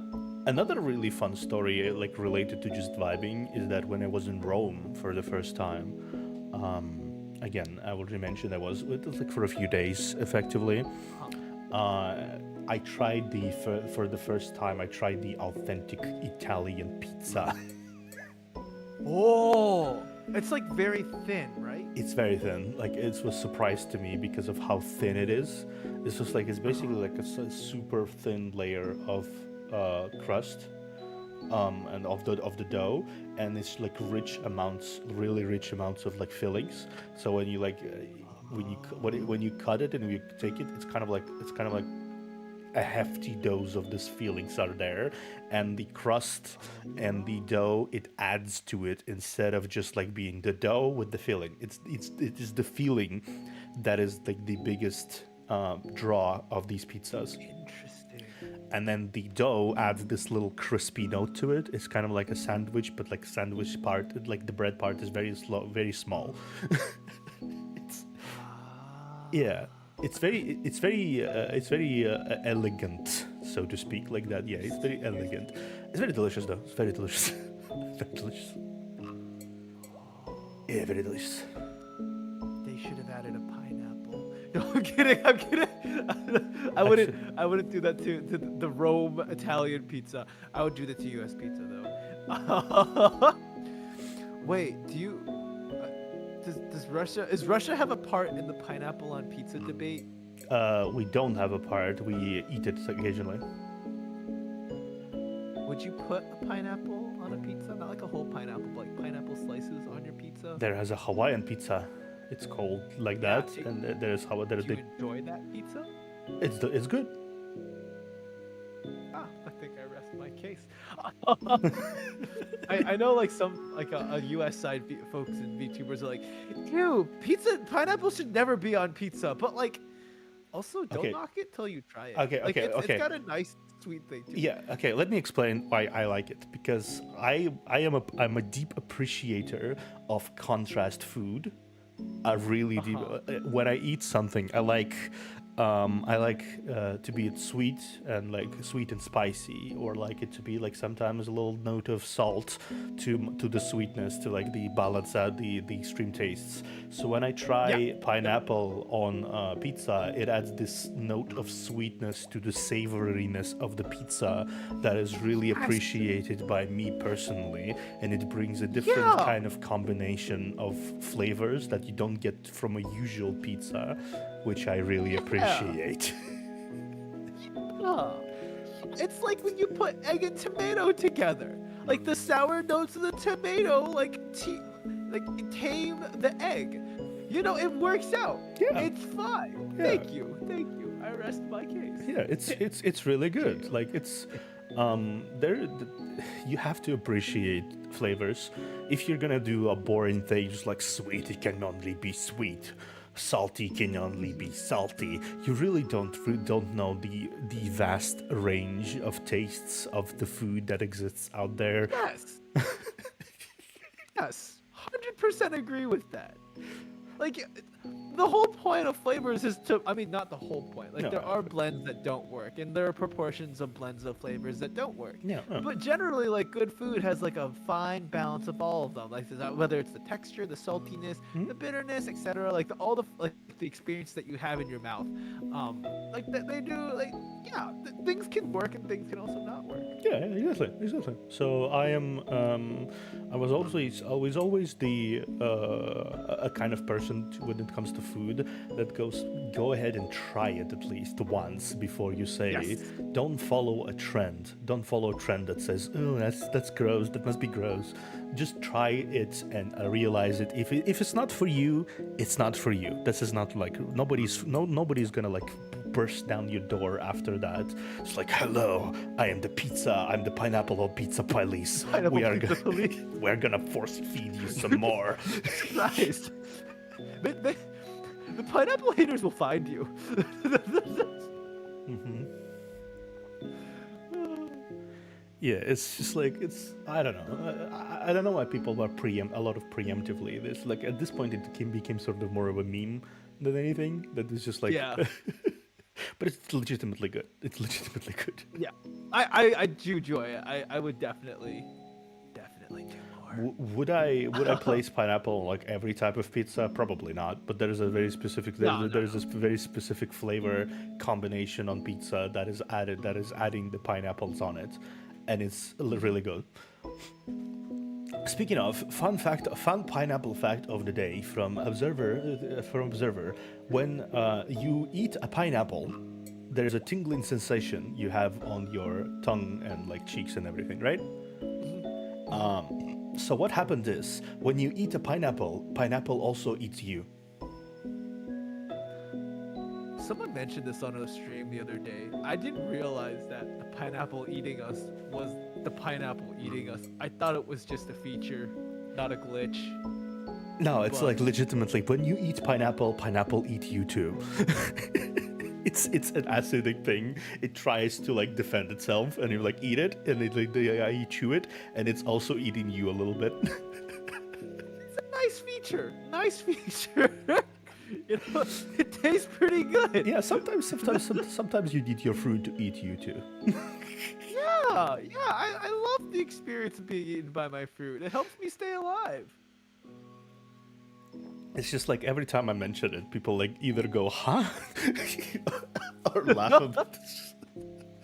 It's like that meme in Soviet Russia, pineapple eat you. I feel like that joke hits very different when it's from a Russian person. Yeah. I specifically made it with the most Russian accent I can possibly have.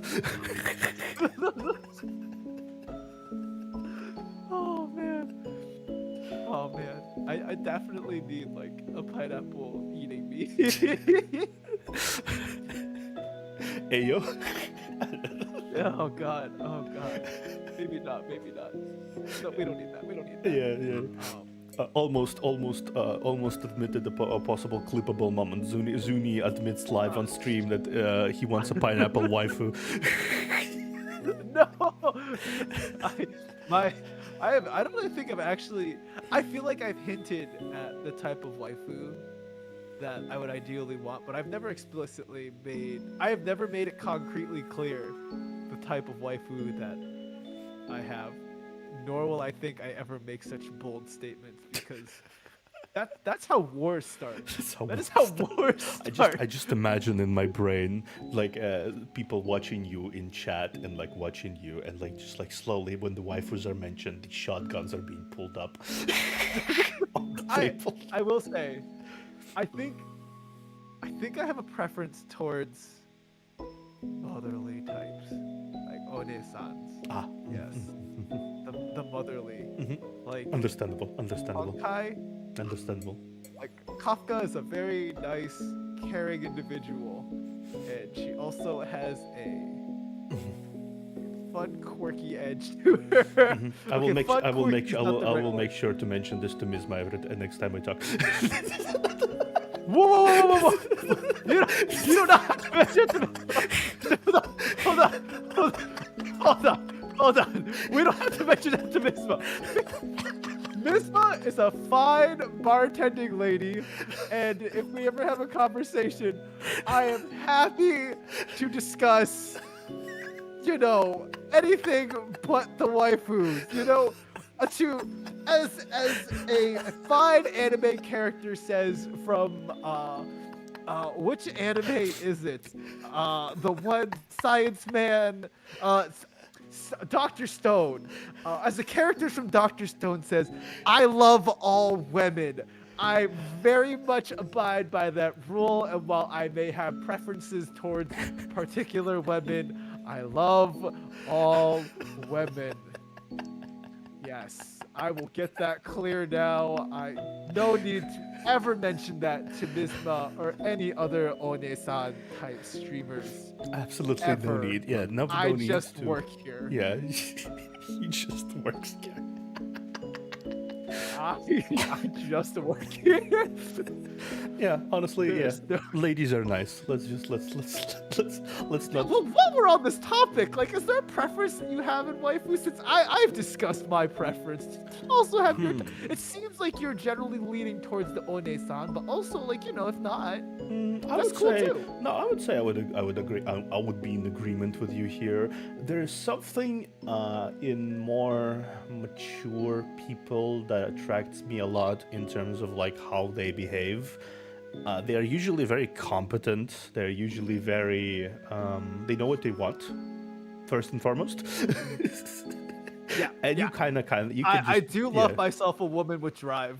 Yeah, Like, they can be reliable. They can be. Yeah, that's basically why I am gravitating towards the mature types a lot of the time. And I can make dad jokes at them nonstop and make them groan. yes. Yes. Honestly, the best case scenario is please have me as a trophy husband. You can go and pursue all your dreams. Let me take care of the house. I will cook you dinner. I will cook you breakfast. I will do laundry.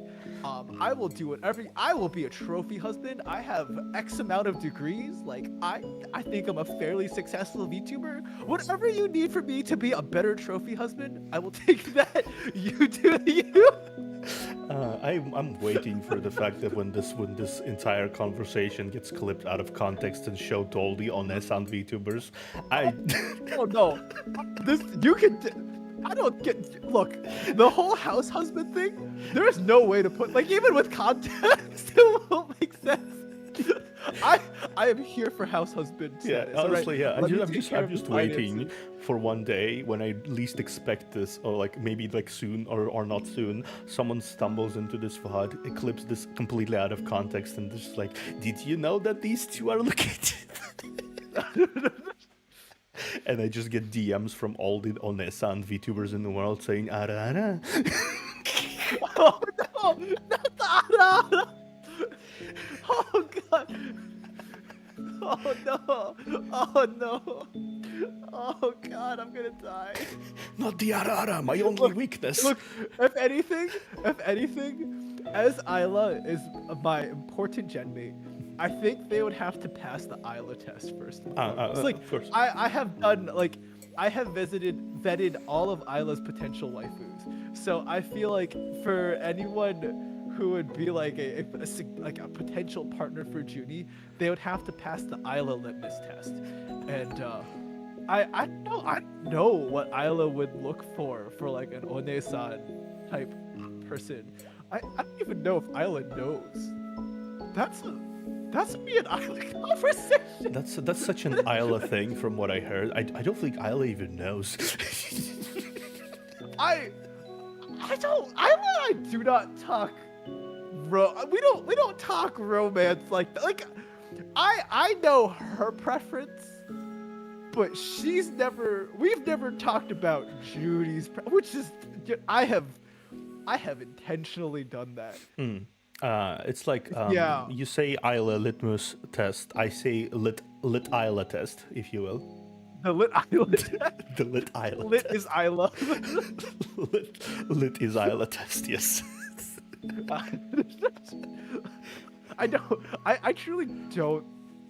Actually, I don't know. I feel like Isla would have a sneaking suspicion. We've talked about it a couple. Like, if she recommends a show and I'm like, yeah, I really like that character. Like, she recommended me Zombieland Saga, and I was like, one character in there, and I was like, she's a nice lady.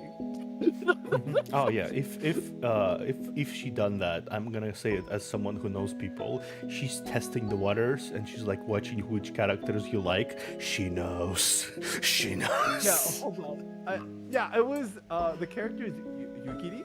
She's like she's a courtesan from the Meiji period, and she showed me some of the music videos, and I was like, she's a nice lady, and I was like, yes, she.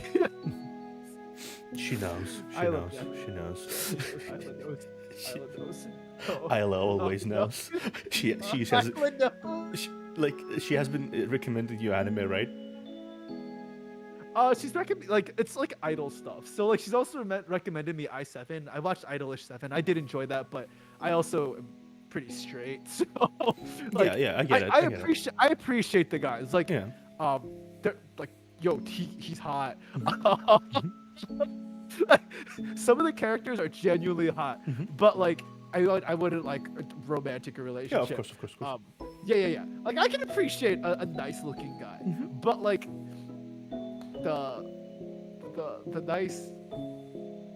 Yeah, we're just gonna put that conversation down. Yeah. I'm just like imagining in my brain. I'm just imagining in my brain as Isla suggests you anime and just watches your reaction, and then goes to like her little notebook and just like, okay, it's just a collection of Zuni things to use against Zuni in court. She doesn't need a notebook to remember all the things. I dig a pretty deep hole for myself a lot. Like it's not hard to dig a hole for Judy. Like it's pretty easy. A very easy hole, if you will. Oh gosh. I just trust the people around me do not take advantage of every single one of those moments, and that's how I know they're a homie. Okay, yeah, Like, I will. they're just gonna let Judy dig the hole, and they're gonna be like, No, Judy, you can reevaluate those statements. a true homie would not only let you dig your own hole. A true homie would give you a shovel. Yes, and I hope. Does she do that? I think I would say yes. Okay. Like you have to have you have to understand the moment when you need to pass your homie a shovel in case. Okay. Well, while you continue to pass me shovels, okay. Let me ask you. Okay. Another travel related question. Yeah, go ahead. Let me think of one. What's the favorite place you've been to? Favorite place immediately comes to mind. Honestly, the Norway comes to mind actually. Oh. Yeah, Norway. And when did you go to Norway?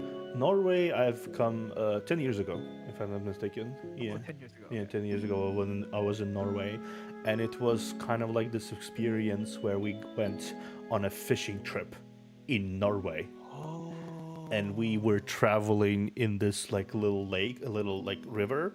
And the river was going between the big rocks. The big uphill kind of things, right? That created this big carrier. You walked, you slowly drifted through it, and it's just like everything was overshadowed. It was so big. It was like an everything, and then you suddenly swim into the open like sea, and it's just like opens up this endless water that is calm, like so slowly, like rolling side to side, and it's like windy and it's beautiful, breathtaking. I have a lot of those moments that I really cherish. Yeah. Did you take a train to Norway or did you fly? Because it looks like it's possible to take a train. I mostly flew around the places. Sometimes it was on a boat, sometimes it was on a train. But most of the time it's flight. It's more convenient. It's faster that way. Honestly, my most memorable train, I would say, experience was when I was traveling in the middle of summer. I was returning back from a trip. I don't remember from where, but it was such a short night that we basically started the path, and I just sat there and watched outside the window, and it's just the standard landscape of everything, of forest as far as I can see, little landscapes, the steppe, basically that kind of stuff, in between forests, and the sun started to rise around 3 a.m. in the morning. It was already almost out there. 3 a.m.? Yeah, it was already out there at 3 a.m. Wow. It was the early morning mist of the like middle of summer, early morning mist slowly descended upon everything. The sun slowly started to peek from beneath the horizon, and it's just like you sit there with like a little big mug of really good tea that you brewed yourself, and you just like you watch outside. And that's one of the most and all of that is alongside the very relaxing slow as the train travels really slowly across like the train tracks. That's really nice. Yeah. That those kind of moments are what sticks in my brain. Sure, a lot of people can say, "Oh, this time I visited this really big landmark," or "This time I visited this really interesting restaurant where I ate a whole meatball," or this time, like I really. After so much traveling, it really is those moments where you just kind of sit there and watch the universe around you. Those are the moments that stick into you the most. I feel like there's something unique about train travel that really brings that out. Because like if you're in a car or in a bus, like you're still on a road and you see other cars, but trains, it's really like just like there's a couple tracks and there's just wilderness around you, and it definitely hits differently. Yeah. Yeah. And I know like sometimes the train travel can be romanticized. Like I remember when I was in Europe, I didn't get like a roomette, but I fell asleep on the train. That was terrifying because I didn't know if I would die. Train napping roulette is a very different game from normal napping roulette. Of course. Yeah, I never fall asleep. Like even when I'm traveling in the United States, like I try to never fall asleep on the train. Like I've been setting alarm. Like that nap roulette is a very different game. But like traveling in Europe across like on a train, it's just so nice. Yeah, it's a little humid. They don't have air conditioning sometimes, but it's still just seeing the nature, and just feeling all of it on a train is so nice. So I hope to one day take like a longer train ride. The longer train rides are where it's at usually, because like when you travel from one fixed destination to the other, it's not going to be like that train ride where you're just like, when do I need to get off? When do I need to get off? When do I need to get off? What was this my stop? Is my stop going to be 20 minutes? Is my stop going to be 10 minutes? Did I miss my stop? No, it's like when it's not like that, but it's more like, I'm gonna go on this train that goes from this place, and it travels for 2 days, for example, and you arrive at there, and there's no other stops in between that you need to go off of, right? That's the kind of train travel that is really unique, and you always vibe with those people who are like in the same coupe as you, and you just kind of chat with them for a while, or you just watch some movies, or you play a game, or you watch outside of the train, or you just lay there and listen to the train track sounds. It's just like it's a different experience from the usual train travel, because usual train travel it's not even like our room kind of thing. You just kind of sit there in a seat and just kind of ponder life for like half an hour. I know there's one train ride that I've wanted to do in the United States. So there's like so in the United States we have Amtrak, and they have a train that goes from like a couple places on the East Coast down to Florida, and they actually let you bring your car onto it. Not like you're sitting in your car the whole time, but you can bring your car there, and then they'll take your car and you down to Florida, and then you can drive around. But I've always wanted to do that ride. I think it's like a 24 hour. It's like a 20-hour ride, but I've always wanted to do that. But like in my head, it's like, Judy, it doesn't make sense to do that. Like, why would you do that when you can just fly and then you can have like a friend pick you up? Effectively, yeah. How long it is. But I've always wanted to do that, but I've just been too scared to do it because it just takes forever. Like, what am I gonna do for I don't know how long? Florida. So I'm looking it up like right now. I figured. I hear the sounds of intense typing. Yes, the gamer sound. The gamer keyboard sound. The gamer keyboard sound, yeah. Okay, that works. And then let's just say I wanted to go, I don't know, in May. And then I'll come back then. So it looks like it is Yeah, so to bring my car with me, it's 24 hours to take the train. Yeah. Oh, there's one that's not bad. There's a cheaper one, lowest fare and the fastest. Oh, but you gotta transfer. Um, so it's oh wait, that's actually pretty cheap. It's like $300 to bring my car. Yeah. 24 hours. Mm-hmm. Huh. The train is usually like as a rule is usually much cheaper to go on. There's like a lot more time to spend and more additional convenience to it, but like it's usually takes longer. But I need food. Like I have to pack lunch I have to pack lunch and breakfast. That's not too bad.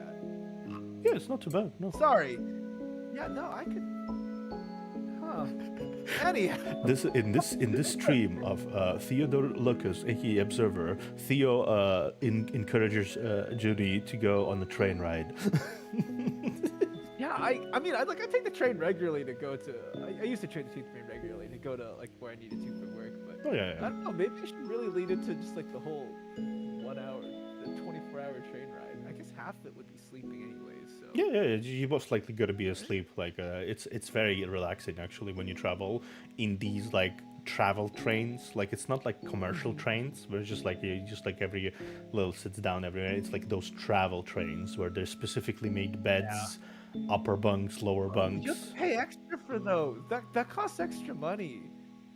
Maybe it's different. It's different in No, it's the United States. A private room costs $670 one way.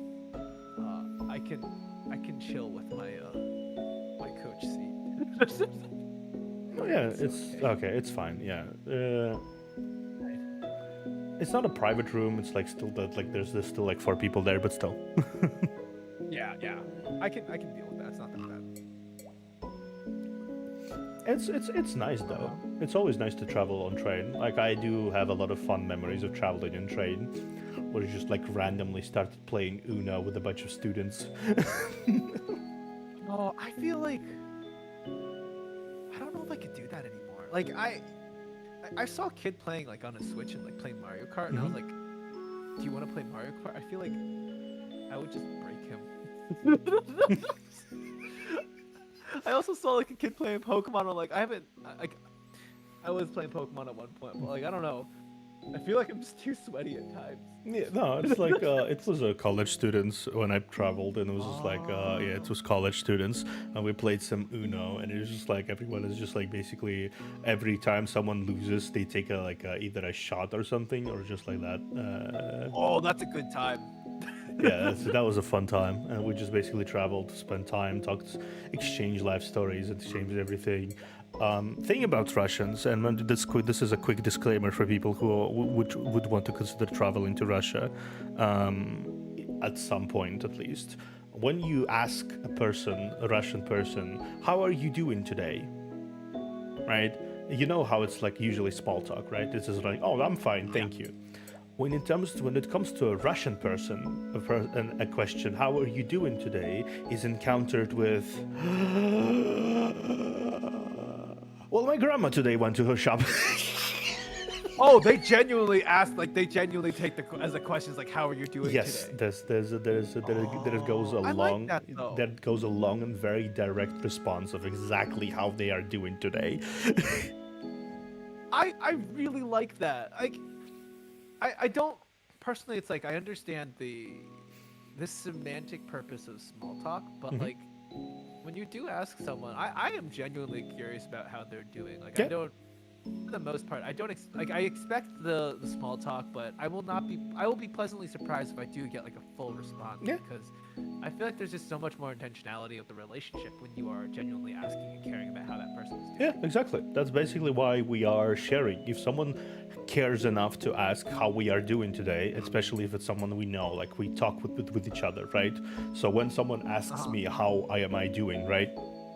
I intentionally prepare myself personally as a Russian to be like, oh well, I have this and this and that. I have this problem and this problem. Like maybe I have this interesting thing that will happen tomorrow. For example, I ate some really cool food today. Would you like for me to share a recipe? I kind of like do go that way because I just don't see a point in talking about nothing. Yeah, it's just a waste of time. Like, if it feels superficial, it's probably is. Yeah, I don't feel there's a point for myself when I see talking about nothing. I'd rather not talk, basically. Like if there's nothing to talk, I'd rather not talk at all. Like that's how I. Why have the discussion in the first place? Yeah, Like, yeah, what's yeah. the intent purpose of this? Yeah. Like, don't waste any of our time. Yeah. I would rather go like write someone a message or go like do some work stuff or go doing something else rather than engage like, hello, how you doing? How you doing? I'm doing fine, thank you. How you doing? Doing fine, thank you. It's like the same questions, basically repeat the same answers. Like, thank you. I would rather not. I would rather not. And it's just like I do understand that a lot of the time when you encounter in travel and in VTubing as well, you encounter a lot of people who are just awkward for first meetings, and they immediately go into the small talk. And a certain server we both are part of, I'm pretty sure, I noticed that for the last several 2 weeks. There has been mostly talks about the good mornings and the good afternoons and the good everything. It's just like mostly that. I have no idea what you're talking about. I have no idea. I've been watching it. Yeah. It's just mostly that, and I'm just looking at it, and then you know how spiritually I sit here, and it's just like a long sip. So I feel like even so in like academic life, the question that people have is like, when I go to conferences, how do I connect with people? Like, how do I get to know this faculty member? And I say this, it's like, it's actually not very different from VTubing. Mm-hmm. One, just reach out to them. Yeah, basically. Contact them and say, hi, I love your work in XYZ ways and I look up to you. I really enjoy, like, and the VTuber version was like, I really enjoy your content in XYZ ways. Or like, I'm not good at, probably not ever. I don't do it as often anymore because I'm insecure, but like, if I were to reach out, like, to, I don't know, like Mizma, I mean, I rated her once, but like, I really enjoy your stream, blah, blah, blah. I think this is really interesting, blah, blah, blah. Like, how would you like to move forward with this? Like, and it's not to say that all, of course, like VTuber relationships need to be quote unquote productive and productive in a way where it's like, I create content, but like, they're just cool people out there. And I think the one thing I've learned from VTubing is like, I just enjoy making music with people. And so being intentional about that kind of relationship and connecting with people over those things, like that's what I like to do, and I'm gonna keep doing it. Yeah, like, so genuinely speaking, the same. I have also worked as an editor for a while in a journal, right? I have one of those Russian things, but I had way too many different things I did in my life for jobs. Yeah. Yeah.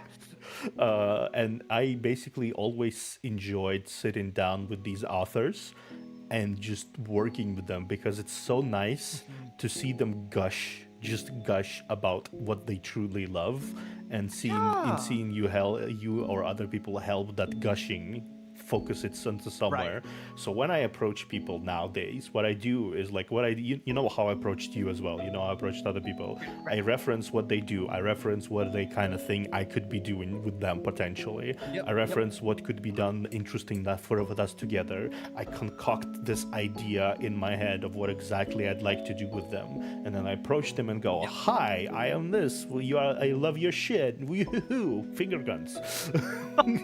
Yeah. No, that's the exact strategy, and I think, even I do acknowledge it can be really hard for people. Like, if you have severe social anxiety, like, it's not easy to go and reach out. But I think when you have like concrete steps and ways to approach it, like, I actually do the exact same thing for anything. It's like, because one, in your method, it shows that you did your homework. You're not just showing up and you're like, hey, like, hi. Like, there's nothing wrong with that. Yeah, like, you can start conversations that way. But like, it shows that when you do your homework, you know what they do. You create, like, you know how you're going to work with their content. Like, you've put effort into it. And for me, when you're putting effort into trying to build a connection, like, it shows. And I know not everyone will be super receptive to those kinds of things. Of course. But I think it takes a good person to be like, I know reaching out is hard, and I want to reciprocate that energy back to you. Yeah. And so, yeah, I absolutely 100% agree with everyone in the chat. Meeting new people is hard. Okay. And then also, like, to be fully transparent, Theodore reached out to me. I haven't actually reached out to a lot of people in a long time.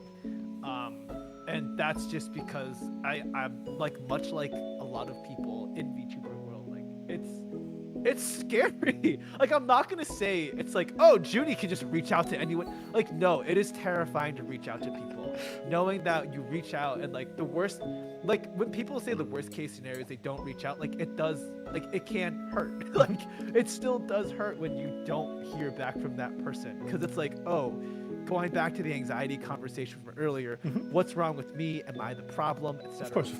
That's always going to be the case, honestly. Yeah, well, it doesn't mean that should stop you. Oh, of course, no. That's how I get all my friendships these days. Like that's how I got to know you. That's how I got to know a lot of people, like Leon, for example. That when I reached out, and we just kind of contacted from there. I realized that a lot of the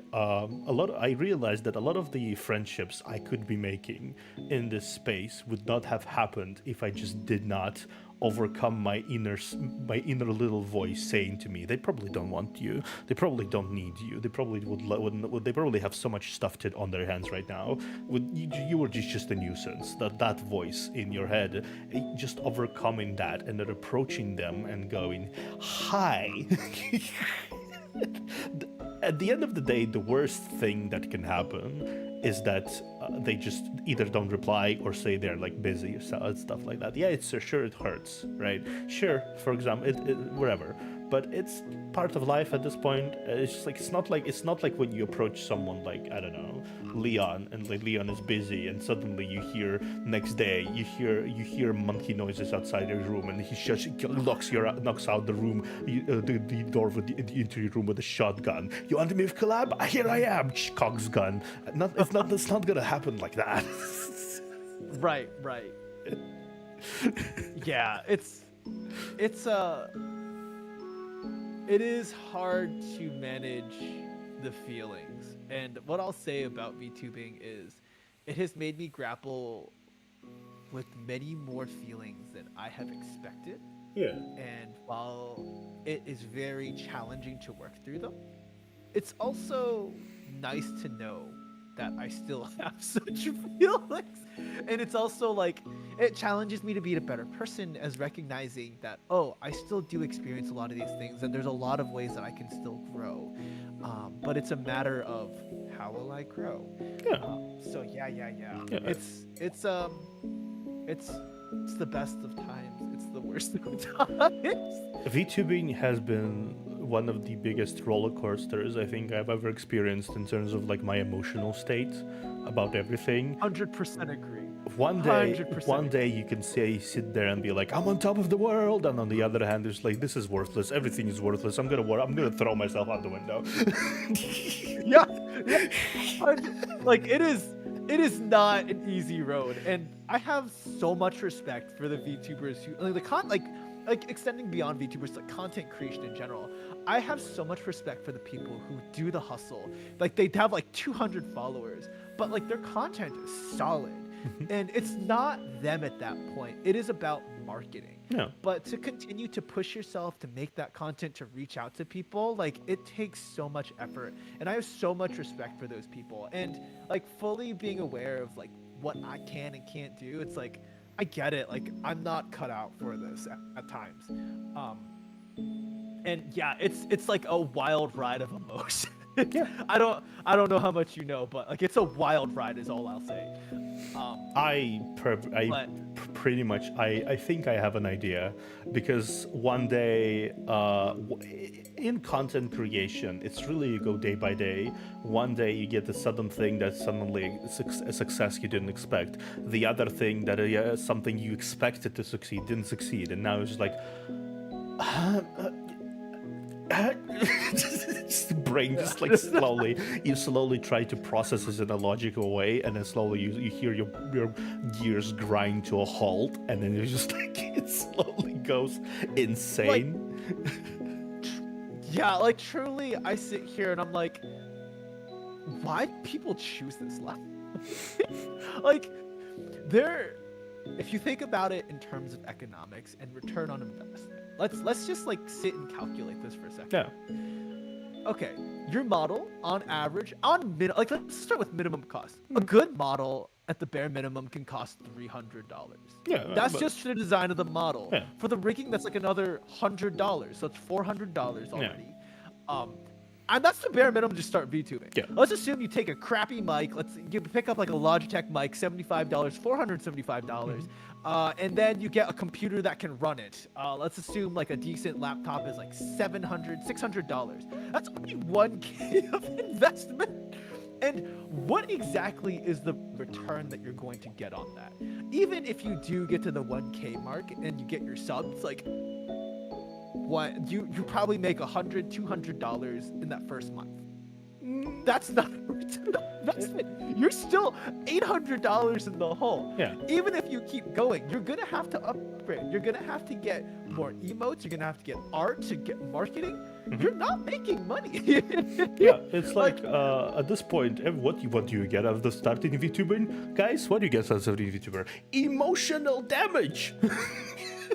Exactly. That doesn't even calculate the cost of if you're going to therapy. And let's assume you have health insurance in the United States, and your health insurance is like every session is $50. So then, if you do 2 sessions a month, that's negative $100 because of the mental damage. Like, okay, so now you're making $200 a month. 100 of that is going to go to therapy. Like, Yeah, like what? Why are you still here?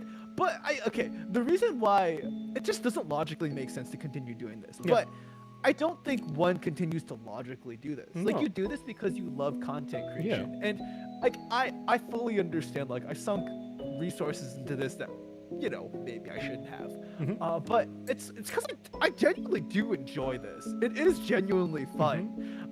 And like even being able to flirt with the idea of, oh, you can make it big. It's cute. it's cute, yeah. It is cute.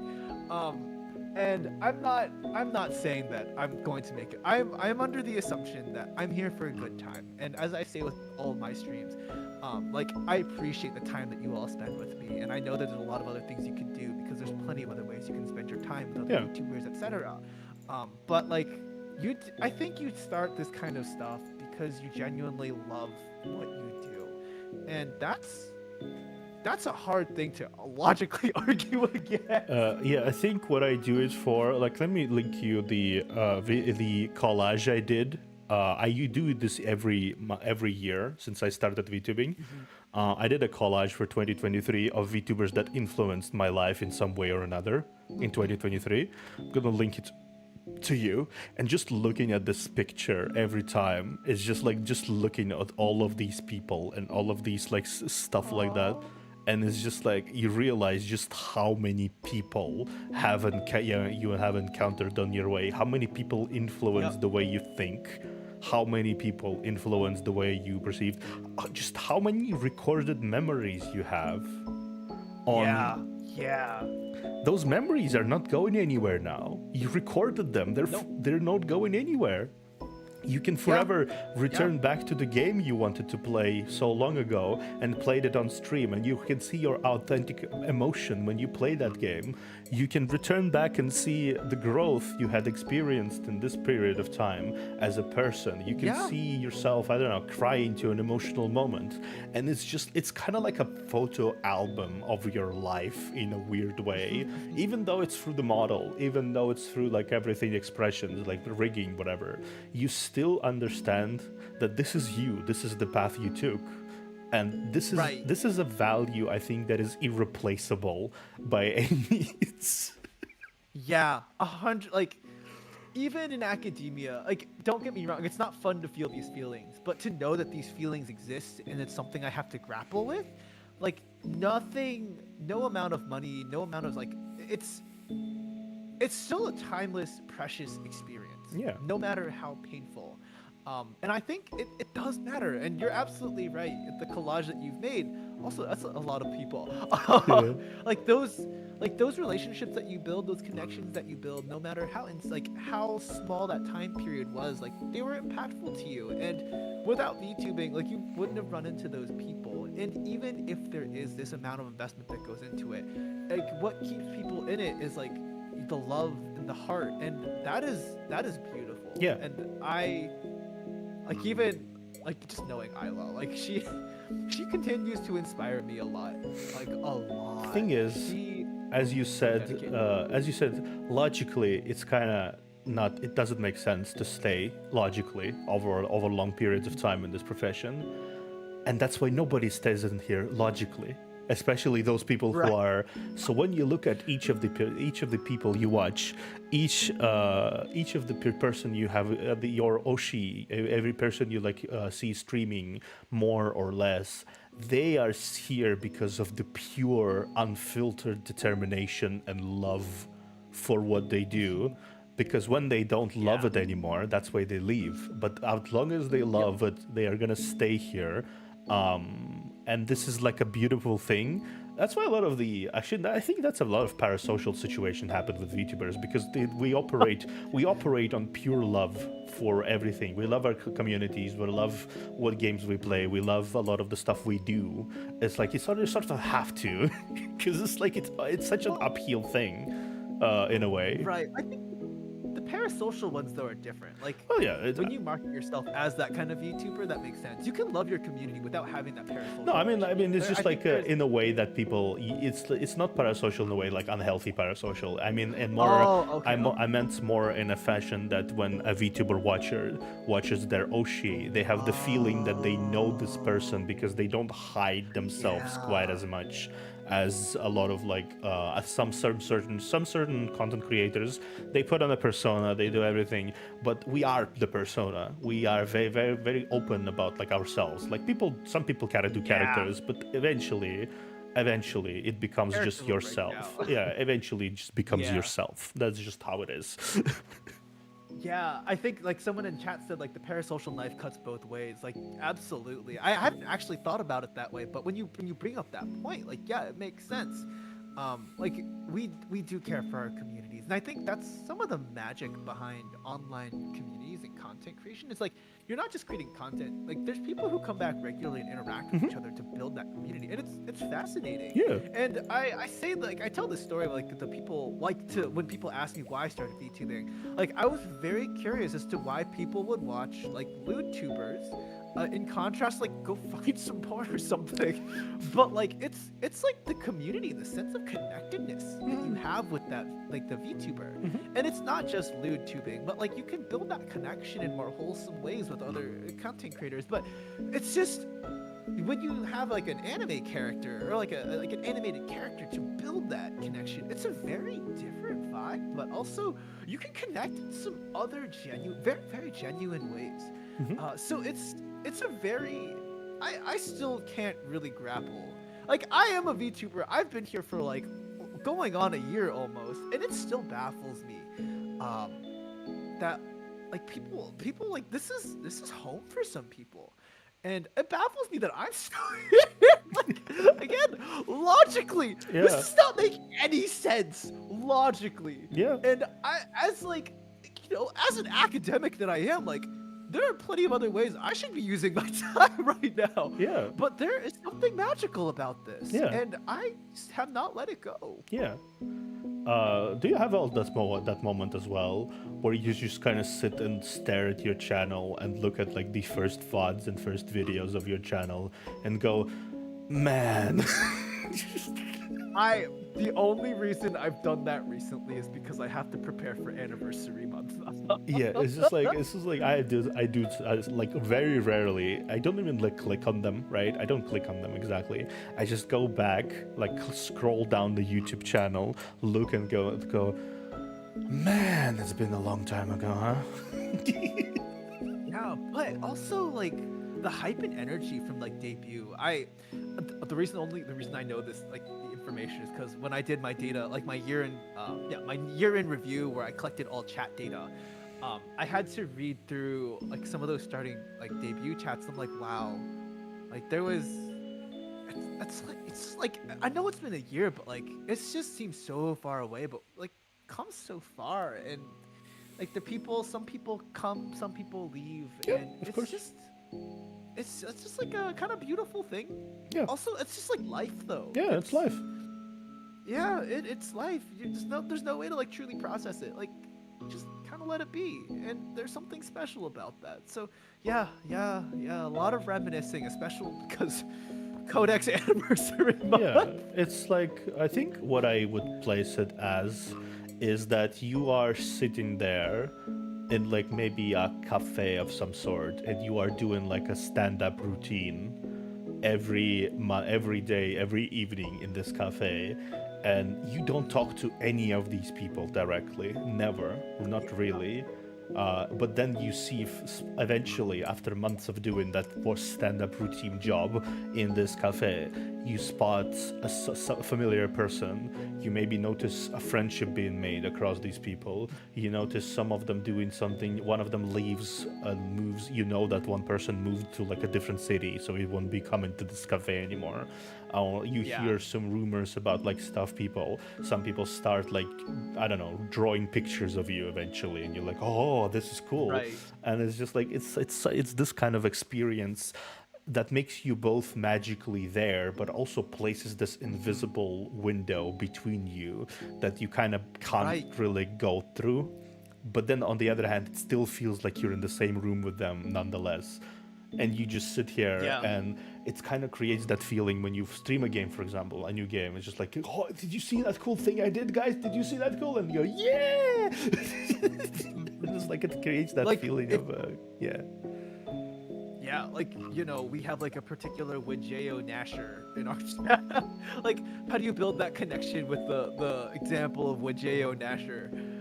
And like knowing that, like, I found a particular Widgeo Nasher's like chats from like way debut, and it's like, oh wow, like some people are here for the whole ride, and that invisible thread, it's just.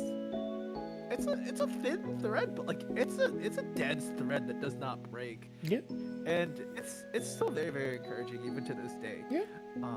So it's like, you know, I guess tying this back to travel. Like, travel does create that thread for you in that location, but as like VTubers and like kind of revolving our conversation around like VTubing world, like it does create that thread, very different thread, and like a different substance as well.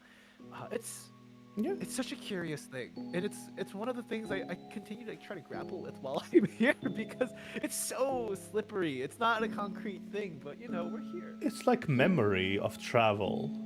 You don't stay in a place that you find beautiful for a long time, and you don't plan to stay most of the time, and you don't travel to like, oh, I live there, I live here now. You don't usually travel to do like that. And you travel here and you spend like a week, like for example me, I spent like a week in Rome, just a week, a single week, but then I always remember those things and feelings I experienced and food I ate and sights I've seen with the most fondness of emotions, because even though this thread has been years ago, even though this thread is no longer there, even though I might not talk to people who I talked back then to, even if none of the things that connected me to that place remained around me, I still hold that deep that thread. It's still there. It's not going anywhere. It's the same thing with VTubing. It's the same thing with a lot of other things you make connections with. Ultimately, what you are left with is your own feelings and emotions and memories related to that event. That's why we travel. That's why we meet new people in VTubing. Even if it's just one collab, like, you'd never talk to this person again. It's still a magical experience. Yeah. VTubing's wild. There's so much to unpack. Like we continue to say like it's a magical experience, but like what is that magic? What is that taking it apart? It's like that instance, and I think again going back to your coffee shop experience, I think is a perfect example of like what VTubers are. But like, oh man, what are those invisible threads? How do you take them apart? What is the social lubricant for all of it? It's fascinating. It really is. Even like trying to find them. Yeah, it really is. I've been thinking to myself to do stuff like that, to just I've been thinking to collect, like, when I get a bigger myself, I want to make a little video project. It's just like for everyone to secretly hear of, like, I'm gonna like approach every VTuber I know and like ask them to record a little snippet of why they became a VTuber and what they think about it now. And I just want to see the results, and I would just want to compile it together and see the string of people talking about why, whys, and hows. And I just want to analyze what is the core of the reason why a lot of people choose to become the way they are. Like, that's the project I want to undertake sometime. That'd be kind of cool, wasn't it? I'll need to revisit you on that topic. I've, like, in academia, this year I'm gonna try to actually get like a conference proposal in based on VTubers, because I want. This is an interesting area to study in terms of like digital identity development, but I will need to revisit you on that, because one of the things I've wanted to do is I wanted to just do like 1 hour long interviews with VTubers and like an interview protocol, and then transcribe their interviews, and then do what I do with the data analysis streams. And of course, while I think for you it'd have to be like not anonymous, I would have to make these anonymous just based on the content of the interviews and like the personalities of people and what they're talking about, because I think many of the questions that I'm grappling with, I just need to talk to more people and see, and I need to approach it like an actual academic paper. Honestly, the fact that we're both academics in some way might actually bear some interesting fruit in the long run, because we might make some projects that I do believe we do not usually find any perch to pursue in VTubing usually with other people, because it's not like you can't really say people are pursuing intellectual pursuits when they're VTubers all that often. Well, so I've been looking into some other, like, the growth of the VTuber academic papers, and there are a handful of like conference proposals and conference papers about academics. There's very few, or about VTubers, but very few actual papers. Most of the papers and like one talk just like explain VTubers. I will actually have like a whole stream about academics and VTubers. That is something I'm working on, because I've been trying to follow like VTubers. If you guys write a thesis on VTubing, I'll happy. There are already theses out there. Yeah, There's already. two theses. There's two theses. There's one dissertation. There's a couple conference proposals, but many of the papers are just like laying out the VTuber atmosphere. There was a recently published paper from a French university, I think a Parisian university particularly, about gender identity and VTubing. Other papers, like, they have to use a lot of the literature from online avatar research to make the case for VTubers and how it's uniquely different. But it's like a very growing field, and it started emerging in 2020. Around that time, like, around the time of the COVID thing, where it is like basically when the VTubing market actually exploded all over the place, from everywhere. Yep. And that's when we started seeing papers, which tracks. Like, that makes sense. Yeah, that makes sense. Like, with the amount of people who watch VTubers, only a handful of them had to be an academic, and maybe one of them is actually an academic who can treat this as like an ethnographic study, taking notes, meticulous notes about their whole experience, and then coding through it. Who would ever do that? Not Junie. Ever. I'm not going to use my past transcripts as data to share about what I'm talking about. No. Honestly, who's crazy enough to do that? The fact that we both, I don't think I was aware that you're actually academic when I was inviting you, and you were not aware that I'm actually in psychology field. So now we're talking about that.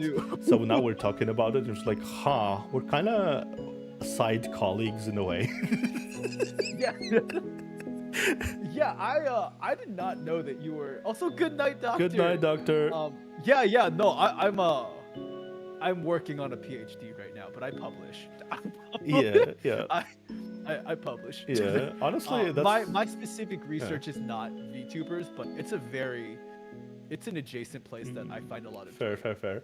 I think that's what I'm saying. Like, we could potentially organize some interesting projects eventually. Like, if we that could be. I think. Yeah. We need to build clout. Yeah, let's build clout, and then we can invite all the big VTubers, all the big and popular VTubers. Yeah. We'll see. We'll see. Definitely, that definitely sounds like a possible idea for the future, though. Yeah, I gotta find a job and get funding first. Yeah, absolutely. We will pull together Yeah. a funding for a convention. Yeah, yeah. Yeah, absolutely. And it's like, and now we present two weird anime men talk about VTubing. Yeah. What do anime VTubers know about VTubing in academia? Yeah. You'd be surprised. Yeah, you'd be surprised. And there's like this, it's like slowly, awkwardly rolls down the presentation, the like thing slowly, and you just kind of look like dead inside as you slowly like peek from inside as you like the projector rolls down, and you're like, is this thing gonna go like fast or something? Yeah. The thing is, I think there's a lot that academia can learn from VTubers. Yeah.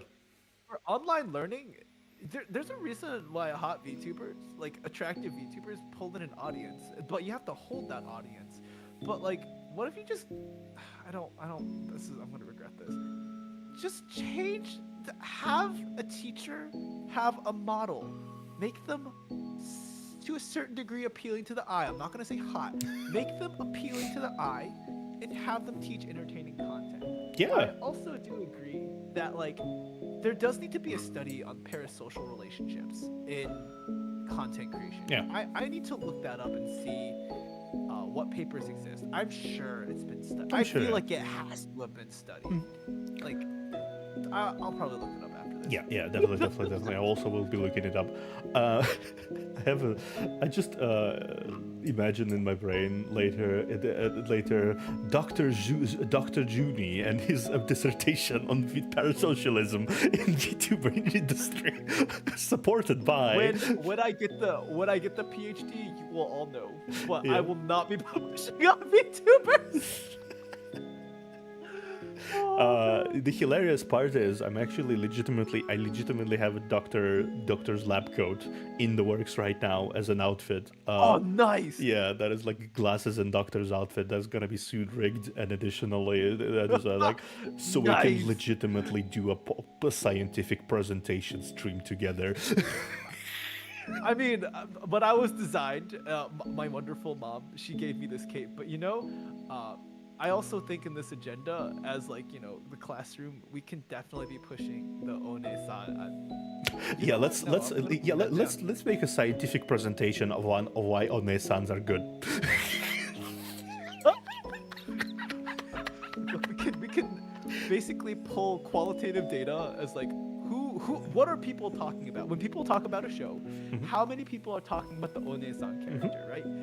So and then like how many lines do they have? So I'm pretty sure you can draw some correlation. You can also like just qualitatively code through that data. Yeah, of course. Yeah, no, absolutely. You can This also find a lot of the forums and a lot of fan receptions and how the people often comment about a certain character and compare the statistics about the comparative mentions of the character. Even utilize the ability to search for fan arts. Fan arts are usually a good indication of how characters. It could be good data, very good data.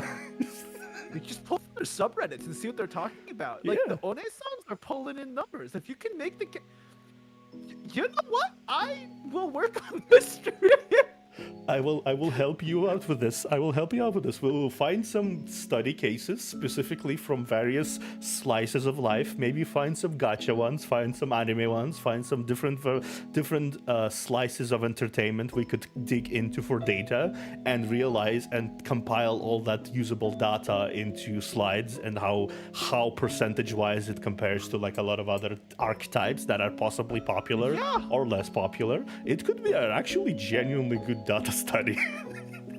Yeah, no, I'm probably gonna work on scraping some data later this month. I have to get through this month first. Yeah, of course. First, I had to start collecting data, but I have tools to collect that data.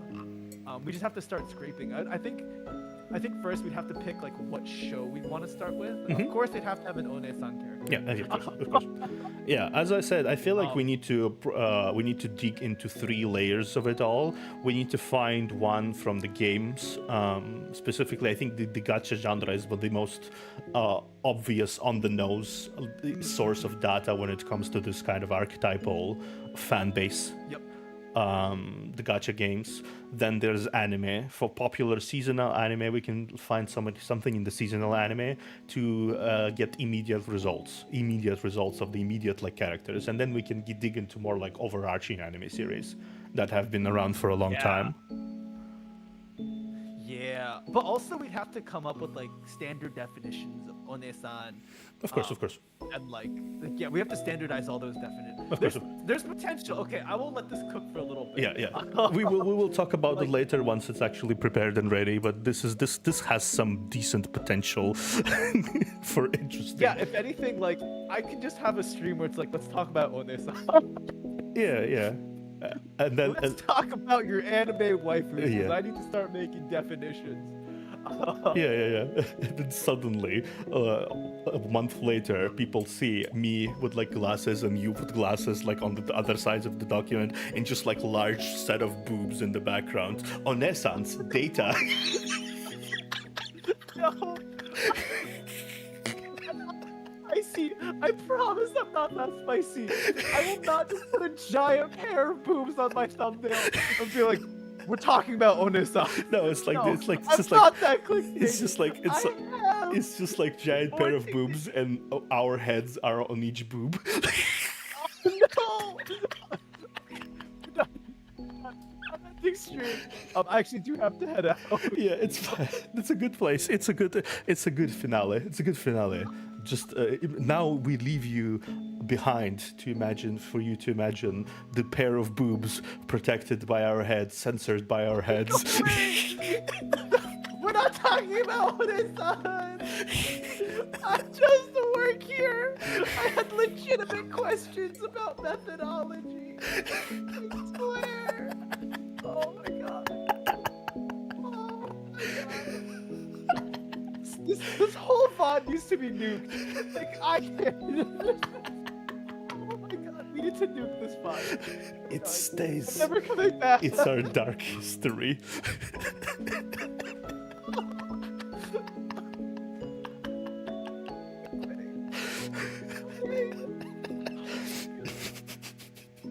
Oh god. Amazing. This is like nothing could have been better for ending a travel stream than with a strong image of a thumbnail called data collection stream. It's just like mounds with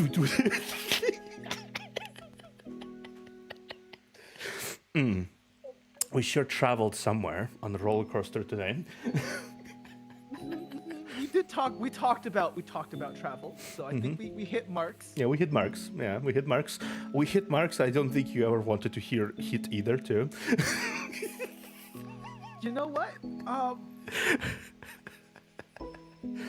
For those who are there, you know what happened, and we're only gonna discuss it. There's no need to.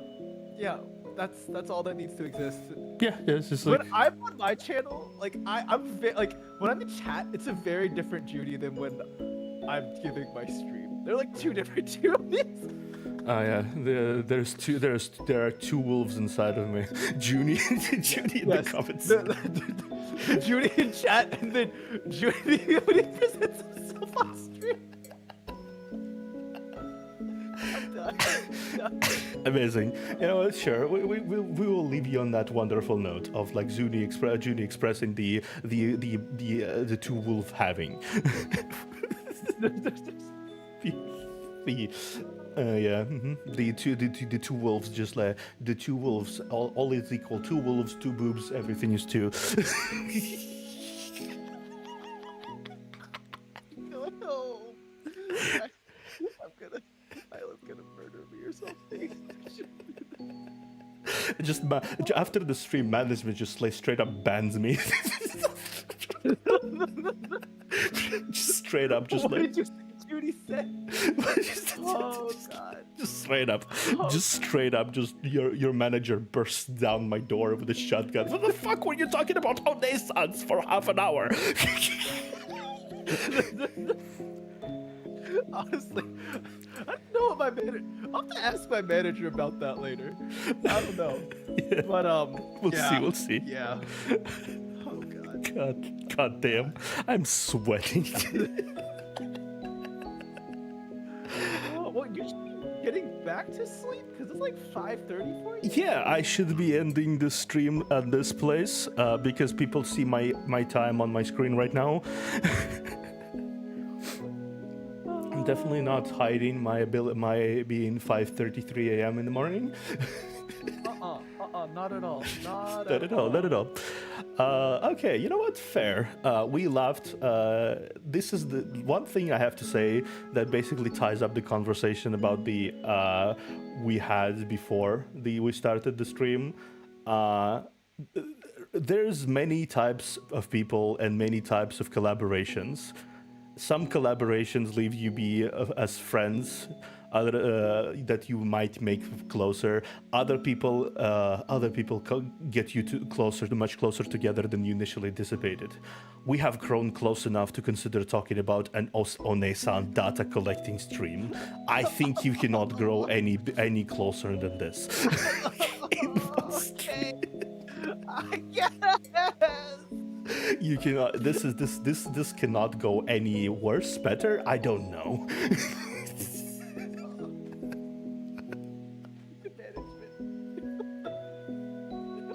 See you next time on the Boobology. I just work here. Please. End the stream. It's just gonna get worse. I'm taking the shovel away from you. I'm taking the shovel. I'm putting it over here in the stream for both of us. Just end the stream. Yeah, just like you know, sure. Let's. This has been Theodore, Lucas, and Zudi XL. This has been Boobology 101. Goodbye.